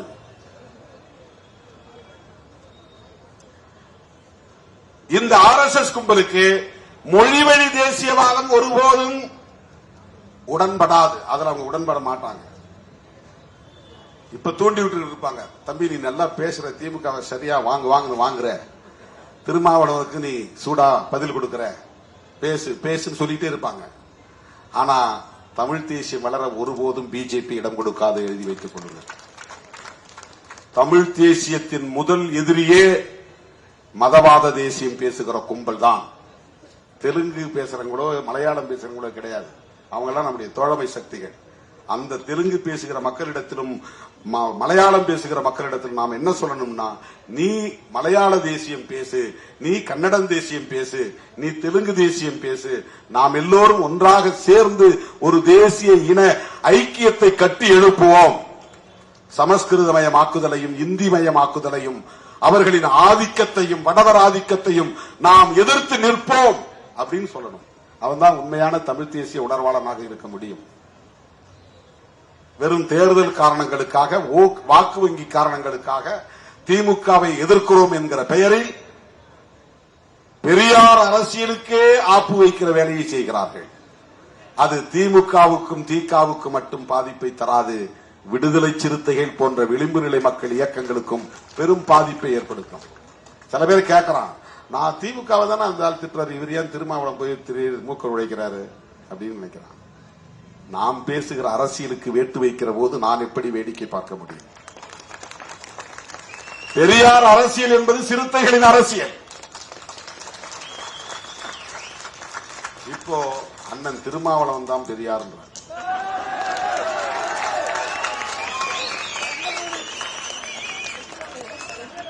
இது டிப்ளமசி, இதுக்கு பேர் தான் டிப்ளமசி. இப்படி பேசுன்னு சொல்லியிருப்பாங்க. அப்ப என்ன சொல்ல போறாரு திருமாவளவன்? அவர் கூட இருக்கவங்க எல்லாம் அப்படி ஆஃப் ஆகிடுவாங்க. திருமாவளவனை நீங்கள் சராசரி நபராகவே எடை போடுகிறீர்கள். நான் அவருக்காக மட்டும் சொல்ல, எல்லாருக்காகவும் சொல்றேன், எல்லோருக்காகவும் சொல்லுகிறேன். நான் வழக்கமான சராசரியான நடைமுறைகளை பின்பற்றுகிற, ஆசைப்படுகிற ஒரு நபர் இல்லை. அதை உங்களுக்கு நான் சொல்லணும், யாருக்கு சொல்லணும் இல்லை, உங்களுக்கு நான் சொல்லணும். நீங்க என்னை பின்பற்றக்கூடியவர்கள், என் தலைமையை ஏற்றுக்கொண்டிருப்பவர்கள்.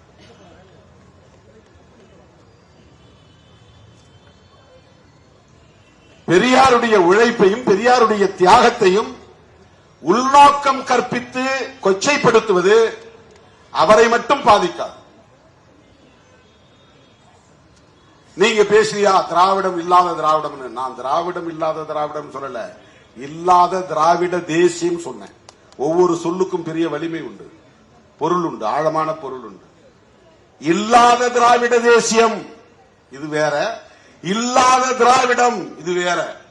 திராவிடம் இருக்கிறது, திராவிட தேசியம் இல்லை. இதுதான் விடுதலை சிறுத்தைகளின் நிலைப்பாடு. திராவிடம் இருக்கிறதுனா என்ன? திராவிடம் என்றால் ஆரியத்திற்கு எதிரானது, பார்ப்பனியத்திற்கு எதிரானது, சனாதனத்திற்கு எதிரானது. இந்துத்துவா, இந்துத்துவா அப்படின்னு இழுத்தம்னா அது வந்து பிஜேபி ஆர்எஸ்எஸ் கோட்பாடு. இந்துத்துவம் அப்படின்னா திமுகவோட இருக்கிற இந்துக்களுக்கும் பொருந்தக்கூடியது. ரெண்டுக்கு வேறுபாடு. ஹிந்துத்துவா அவனுடைய கோட்பாடு. இந்துத்துவம் அப்படிங்கிறது என்ன? இந்து நம்பிக்கை உள்ளவங்க புரிஞ்சுக்கிற மாதிரி இருக்கு. இந்துயிசம் அதான் இந்துத்துவம்.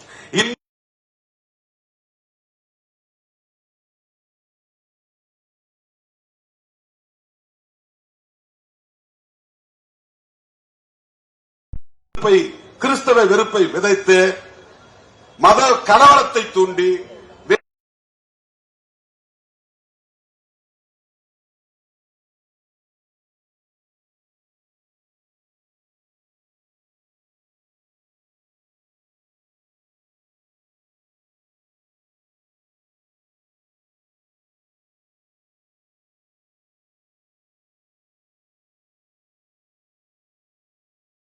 மகாவிஷ்ணு இப்படி தோன்றினார், இவர் திருவிளையாடல் பண்ணாரு, அவர் வந்து தசாவதாரம் எடுத்தாரு.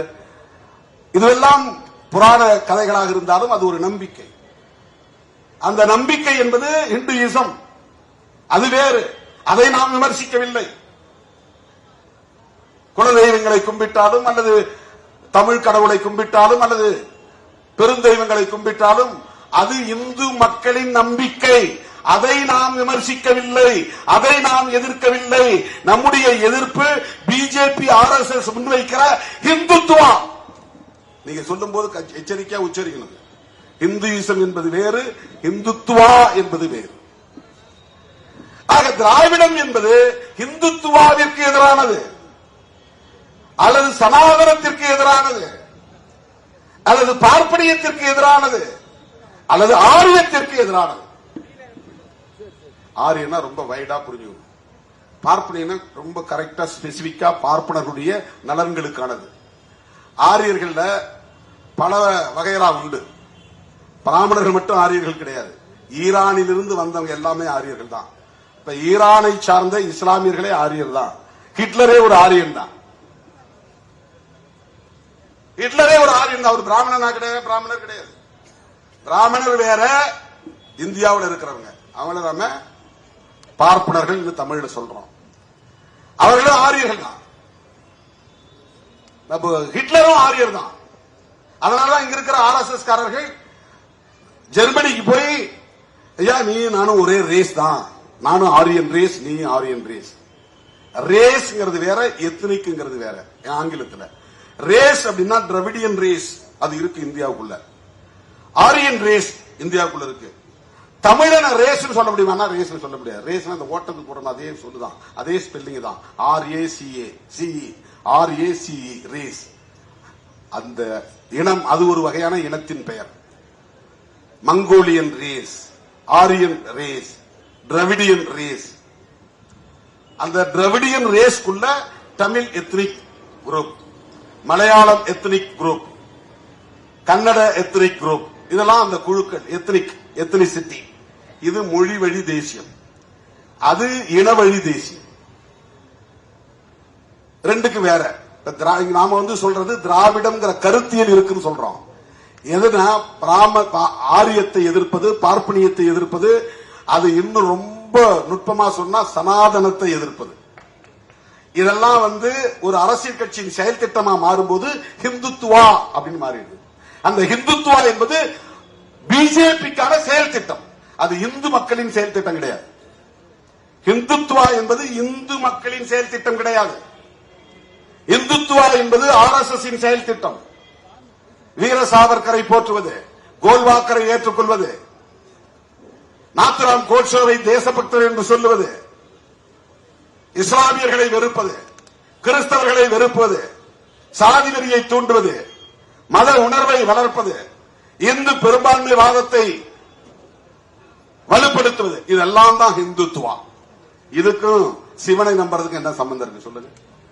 சிவன் மகா சிவன் அல்லது மகாவிஷ்ணு, இந்த கதையாடல்கள்லாம் தனி. இது ஹிந்துயிசம். பிஜேபி பேசுவது ஹிந்துயிசம் இல்லை. உங்க இந்துயிச உணர்வை அவங்க பொலிட்டிக்கலி எக்ஸ்பிளாய்டிங், அதை சுரண்டுகிறார்கள். உங்க மத உணர்வையும் சாதி உணர்வையும் கடவுள் நம்பிக்கையும் அவர்களின் அரசியல் ஆதாயத்திற்காக சுரண்டுகிற நடவடிக்கையின் செயல் திட்டம் தான் ஹிந்துத்துவா. பிஜேபியை நாம் எதிர்க்கிறோம் என்பதற்கு காரணம் அவர்கள் இந்துக்கள் என்பதற்காக அல்ல, ஹிந்துத்துவாவை உயர்த்தி பிடிக்கிறவர்கள் என்பதற்காக. RSS எதிர்ப்பதற்கு காரணம் அவர்கள் இந்துக்கள் என்பதற்காக அல்ல, ஹிந்துத்துவா என்கிற செயல் திட்டத்தை உயர்த்தி பிடிப்பதனால் எதிர்க்கிறோம். இந்த வேறுபாட்டை நாம் புரிந்து கொள்ள வேண்டும். எனவே இந்தியாவில் இருக்கிற எல்லா தலித் அமைப்புகளும் தலித் தலைவர்களும் உங்கள் அரசியல் வித்தைகளுக்கு இணங்கி போயிருக்கலாம். நாங்கள் சின்னஞ்சிறு அமைப்பாக தமிழ்நாட்டுக்குள்ளே இருக்கலாம். தாவீது கோலியாத் கதையை போல கோலியாத்தை, மிகப்பெரிய ஜாம்பவானை தாவீது என்கிற சிறுவன் தான் வீழ்த்தினான். அது கிறிஸ்தவம் சொல்லுகிற கதை. பிஜேபி RSS என்கிற கோலியாத்தை VCK என்கிற டேவிட் எதிர்த்து நிற்கிறார்.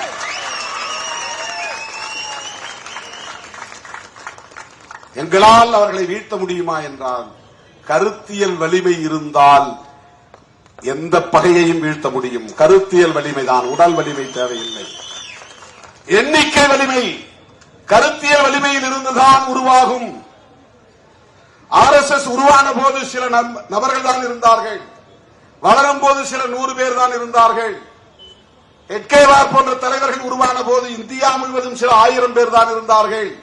இன்றைக்கு RSS அவர்களின் கருத்திலே அவர்கள் உறுதியாக இருந்ததால், வலிமையாக இருந்ததால் பிஜேபி என்கிற அரசியல் பிரிவை உருவாக்கி நாட்டையே கைப்பற்றி விட்டார்கள். டெல்லியிலே ஆட்சி நடத்துவது பிஜேபி அல்ல, RSS. ஆகவே தமிழ்நாட்டில் இருக்கிற எந்த கட்சியும் பின்வாங்கலாம், தயங்கலாம், தேங்கி நிற்கலாம், அச்சப்படலாம். விடுதலை சிறுத்தைகள் புரட்சியாளர் அம்பேத்கரை நெஞ்சிலே ஏந்தி, தந்தை பெரியாரை நெஞ்சிலே ஏந்தி களத்தில் நிற்போம். எங்களுக்கு இருக்கிற ஒரே வலிமை புரட்சியாளர் அம்பேத்கர் என்கிற பெயர்தான். எங்களுக்கு இருக்கிற ஒரே வலிமை அவருடைய கோட்பாடுதான். எந்த துணிச்சலில் பேசுகிறோம்? அம்பேத்கர் என்கிற பெயர் எங்களோடு இருக்கிறது என்கிற துணிச்சலில் பேசுகிறோம். அவருடைய கருத்துக்களை, கொள்கைகளை, கோட்பாடுகளை புரிந்து வைத்திருக்கிறோம். அதை ஒருபோதும் நாங்கள் விட்டுக் கொடுக்க மாட்டோம். அது நீர்த்து போக அனுமதிக்க மாட்டோம். அவர் வகுத்தளித்த அரசமைப்பு சட்டத்தை தூக்கி எறிவதற்கு இடம் தர மாட்டோம். இதை சாதிக்கிறதுக்கு எங்களுக்கு எங்க கொள்கையோடு ஒத்து போறக்கூடிய ஆட்களோட உறவு தேவைப்படுகிறது.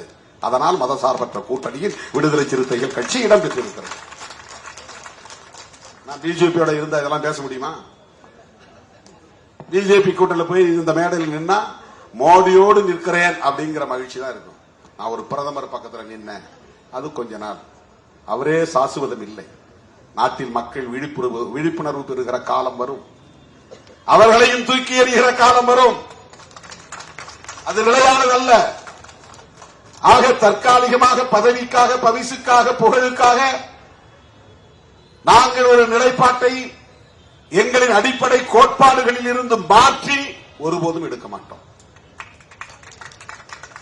இப்ப என்ன ஆகும்? உங்களால ஜெயிக்க முடியுமா? இப்ப 4 எம்எல்ஏ நாளைக்கு ஒண்ணும் இல்லாம போனா என்ன பண்றது? இதெல்லாம் நீ போடுற கணக்கு, நான் போடுற கணக்கு இல்ல. இது நீ போடுற கணக்கு. ஏன்னா உனக்கு அந்த பார்வைதான். 4 8 ஆக்கணும், அப்படியே சொகுசா இருக்கணும். அது உன்னுடைய கணக்கு. எனக்கு அந்த பார்வையே இல்லையே. இது இல்லாத போதே போராடியவர்கள் தானே விடுதலை சிறுத்தைகள்.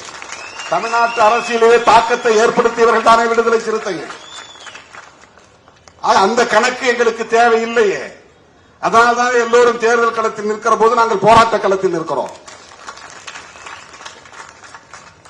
தேர்தல் நேரத்தில் இந்த ஆல்ட்ரேஷன் எல்லாம் பண்ணாதீங்க, அது பிரச்சனையா மாறும்.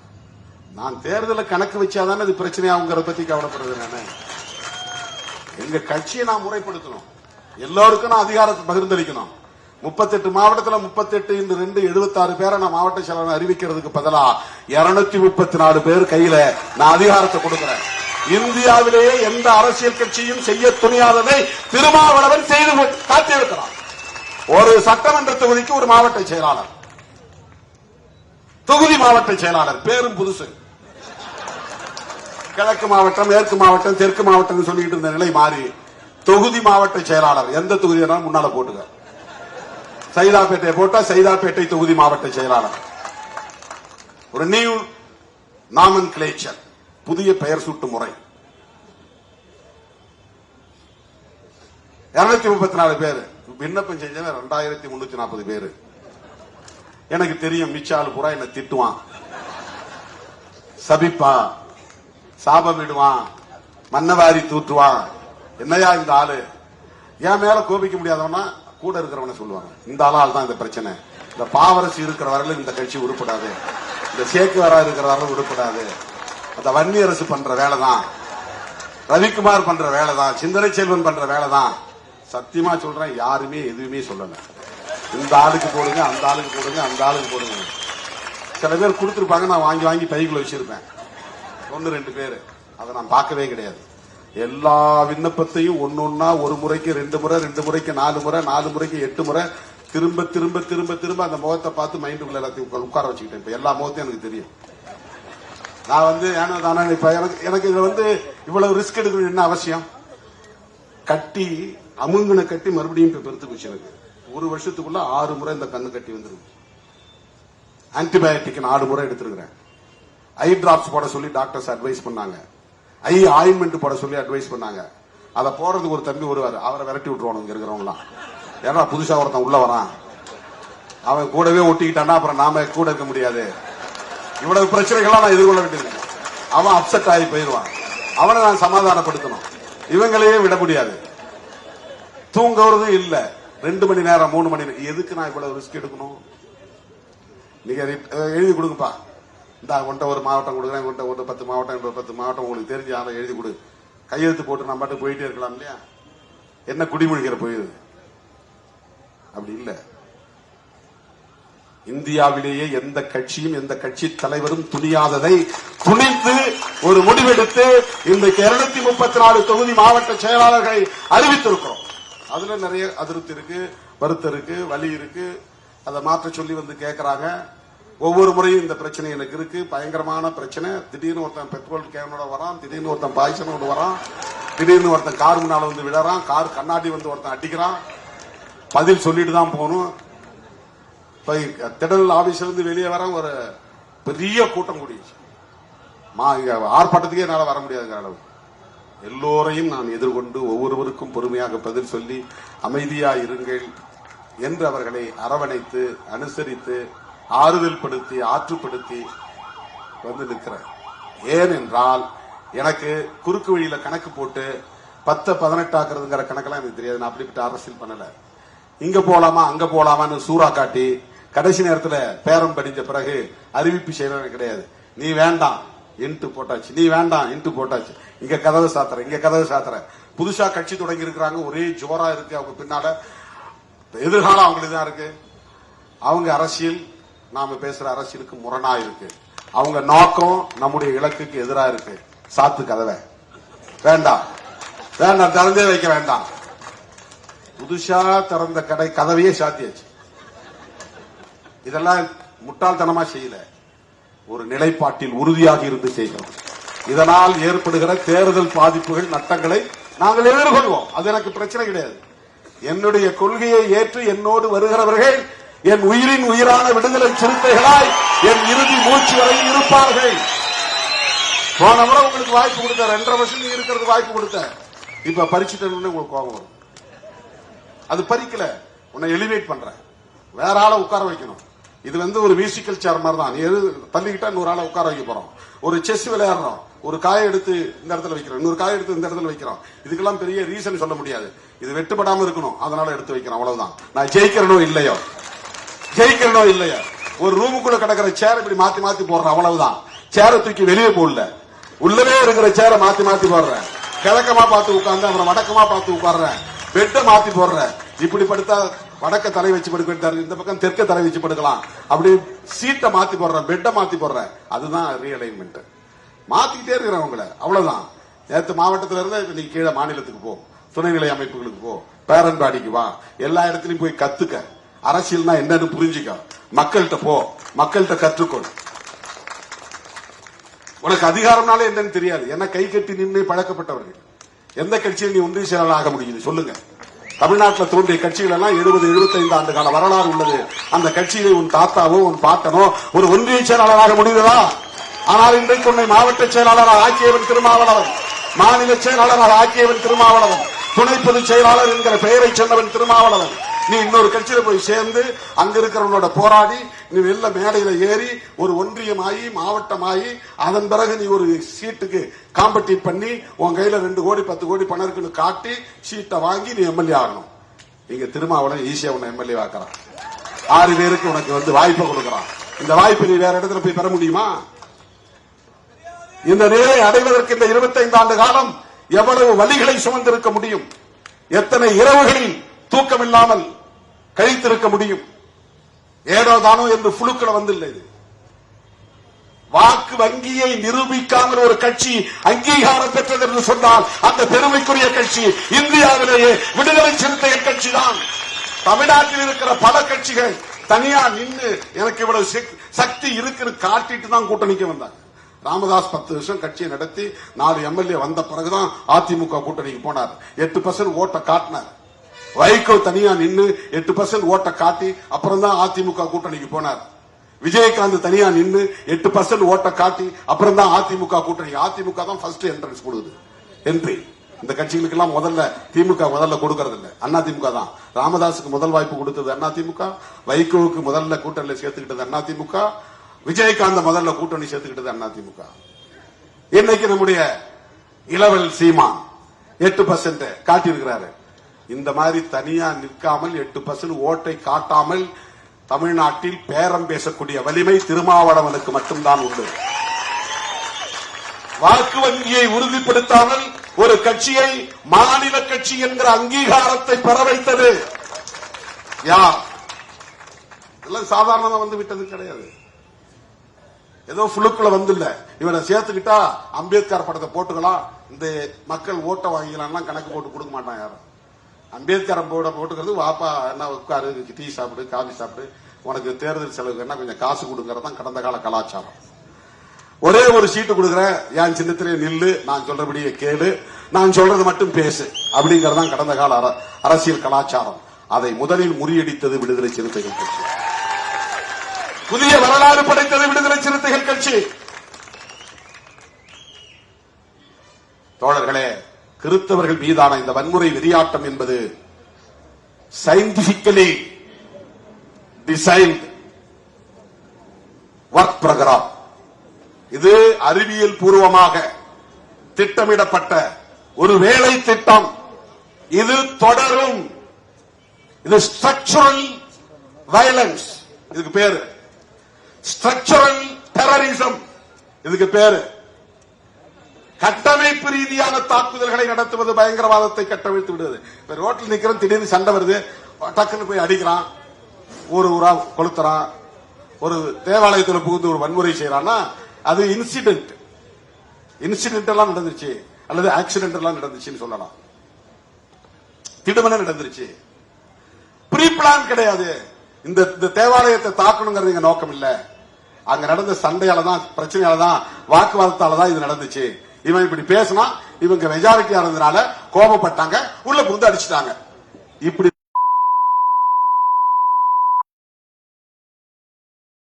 தூண்டி விடுவது. அதனால் பெரும்பான்மையா இருக்கிறவங்க டாமினேட் பண்ணிடுவாங்க, வன்முறை வெடித்திரும், பெரிய சேதம் ஏற்படும். ஆனால் கிறிஸ்தவர்கள் மீது நடத்தப்படுகிற தாக்குதலும் இஸ்லாமியர்கள் மீது நடத்தப்படுகிற தாக்குதலும் காலம் காலமாக தலித்துகள் மீதும் பழங்குடி மக்கள் மீதும் நடத்தப்படுகிற தாக்குதலும் ஏற்கனவே திட்டமிடப்பட்டவை. தலித்துகள் பழங்குடி மக்கள் மீது நடத்தப்படுகிற தாக்குதல் வேறு வடிவம் கொண்டது. அது ரொம்ப காலமா மனுஸ்மிருதியின் மூலமா இங்கே எஸ்டாப்ளிஷ் பண்ணப்பட்டது, நிலைநிறுத்தப்பட்டது, கட்டமைக்கப்பட்டது. ஆனால் இன்றைக்கு திடுமனைந்த வண்டியின் மைந்தர்களாக இருக்கிற இஸ்லாமியர்கள் மீதும் கிறிஸ்தவர்கள் மீதும் தாக்குதல் நடத்துறாங்க. என்னன்னா அங்க பிஜேபி ஆளக்கூடிய இடங்கள்லாம் ஆன்டி கன்வென்ஷன் லா கொண்டு வந்துட்டான். தமிழ்நாட்டில் வந்து முதல்ல எதிர்ப்பு குரல் கொடுத்தது விடுதலை சிறுத்தைகள் கட்சி. மதமாற்ற தடை சட்டத்தை எதிர்த்துதான் நான் தமிழ் பெயர் சூட்டுகிற நடவடிக்கையை எடுத்தேன். இது பல பேருக்கு தெரியாது. தமிழ் மேல கொண்ட பற்றுதலால் இதை செய்தேங்கிற மாதிரி நினைப்பாங்க. இந்த மொழி உணர்வு, மொழி பற்று, அந்த அடிப்படையில் திருமாவளவன் தன் தந்தைக்கு ராமசாமி என்பதை மாற்றி தொல்காப்பியன் என்று பெயர் சூட்டிக் கொண்டார், பெயர் சூட்டிவிட்டார் அப்படின்னு.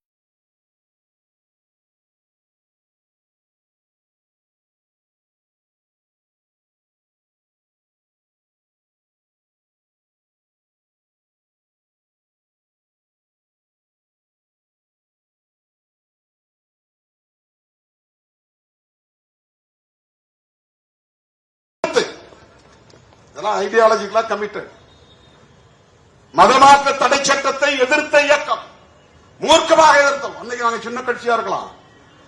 தேர்தல் நேரத்தில், அந்த நேரத்தில் 10 மணிக்கு கூட்டத்தை முடிக்கணுங்கிற நிலையெல்லாம் வந்துருச்சு. அப்ப நான் வந்து இதெல்லாம் யாருக்கும் வராது, இந்த நிலைப்பாட்டெல்லாம் யாராலும் எடுக்க முடியாது. அந்த மாநாட்டுக்கு பெயரே இந்துத்துவ பண்பாட்டு திணிப்பு எதிர்ப்பு மாநாடு. இந்தியாவிலேயே தமிழ்நாட்டில், அதாவது தமிழ்நாட்டிலேயே அல்லது இந்தியாவிலேயே இப்படி ஒரு மாநாட்டை நடத்துகிற துணிச்சல் விடுதலை சிறுத்தைகளுக்கு மட்டும்தான். ஏன் தெரியுமா? ஆடு கோழி பலியிட தடை சட்டம் கொண்டு வந்தாங்க அந்த அம்மா ஒரே நேரத்தில். மதமாற்ற தடை சட்டம், ஆடு கோழி பலியிட தடை சட்டம். ஆடு கோழியை நீ ஏன் பலியிடக்கூடாதுன்னு சொல்ற? நான் ஏன் குலதெய்வங்களுக்கு, கருப்புசாமிக்கு, முனியாண்டிக்கு நான் போய் ஆட்டை வெட்டுவேன், பன்றியை வெட்டுவேன், கோழியை வெட்டுவேன், அங்கேயே சமைப்பேன், சொந்த பந்தங்களோட உட்கார்ந்து நான் சாப்பிடுவேன்.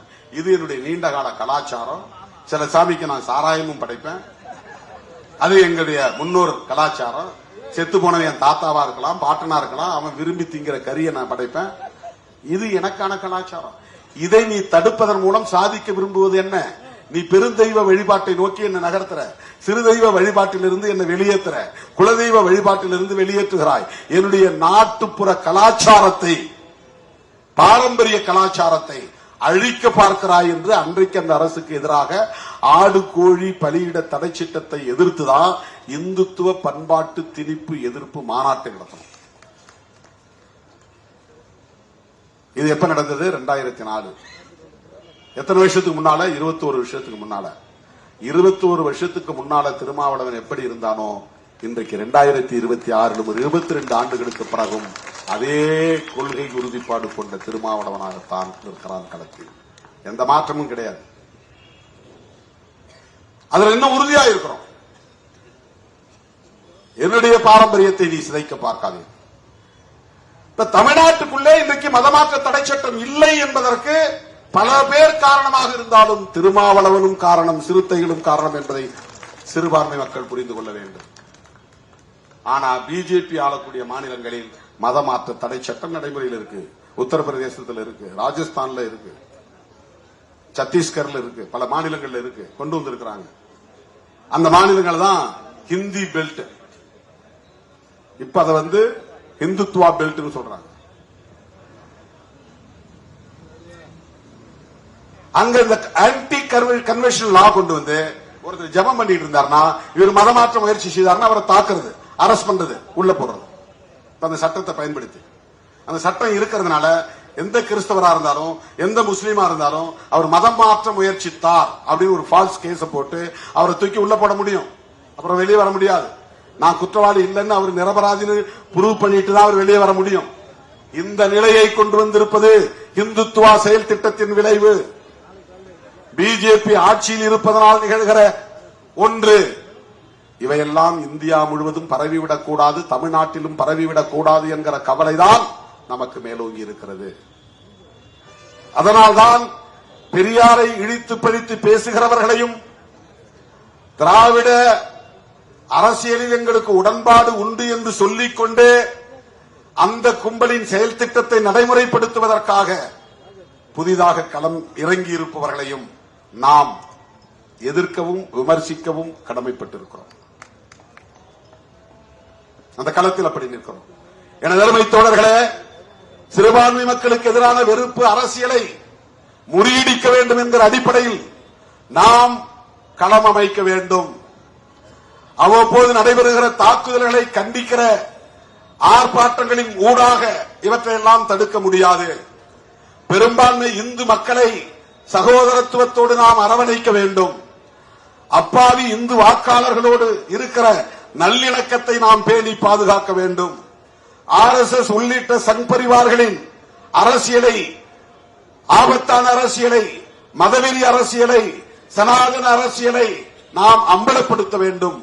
இவற்றோடு சேர்ந்ததுதான் சிறுபான்மை மக்களின் பாதுகாப்பும் என்பதை சொல்லி இந்த கும்பலின் மதவெறி ஆட்டத்தை வன்மையாக கண்டித்து இஸ்லாமியர்களுக்கும் கிறிஸ்தவர்களுக்கும் என்றைக்கும் நாங்கள் ஒற்ற துணையாக இருப்போம், பாதுகாப்பு அரணாக இருப்போம் என்பதை சொல்லி முடிக்கிறேன். தேடி வந்த உங்கள் அனைவருக்கும், ஓடி வந்த என் உயிரின் உயிரான விடுதலை சிறுத்தைகளுக்கும் என்னுடைய நன்றியை தெரிவித்துக் கொள்கிறேன். உங்கள் விருப்பம் நிறைவேறாமல் இருந்தாலும் அதை பொறுத்துக் கொண்டு, இது நிரந்தரமானதல்ல. ஓடுகிற ஓட்டத்தில் 2 ஆண்டுகள் 3 ஆண்டுகள் உருண்டோடிவிடும். 6 மாதத்தில் 94 மாவட்டங்களுக்கு தேர்தல் நடக்கப் போகிறது. இனிமேல் நீங்கள் விரும்புகிறவர்கள் தான் மாவட்ட செயலாளர்கள். வேறு யார் விரும்புகிறவர்களும் மாவட்ட செயலாளராக வர முடியாது. நீங்கள் ஓட்டு போட்டுத்தான் மாவட்ட செயலாளர்களை தேர்ந்தெடுக்க போகிறோம் என்பதை அறிவிப்பாக செய்து இந்த களத்தில் பணியாற்றிய சைதை ஜேக்கப், தா இளையா, படி என்கிற கரிகால் வளவன், பா வேலுமணி, சேத்துப்பட்டு இளங்கோ, தேவ ஞான முதல்வன், து அப்பூன், சி சவுந்தர், நா உஷாராணி, சா இளங்கோவன் ஆகிய மாவட்ட செயலாளர்களுக்கும் என்னுடைய நன்றியை தெரிவித்து முடிக்கிறேன். நன்றி, வணக்கம்.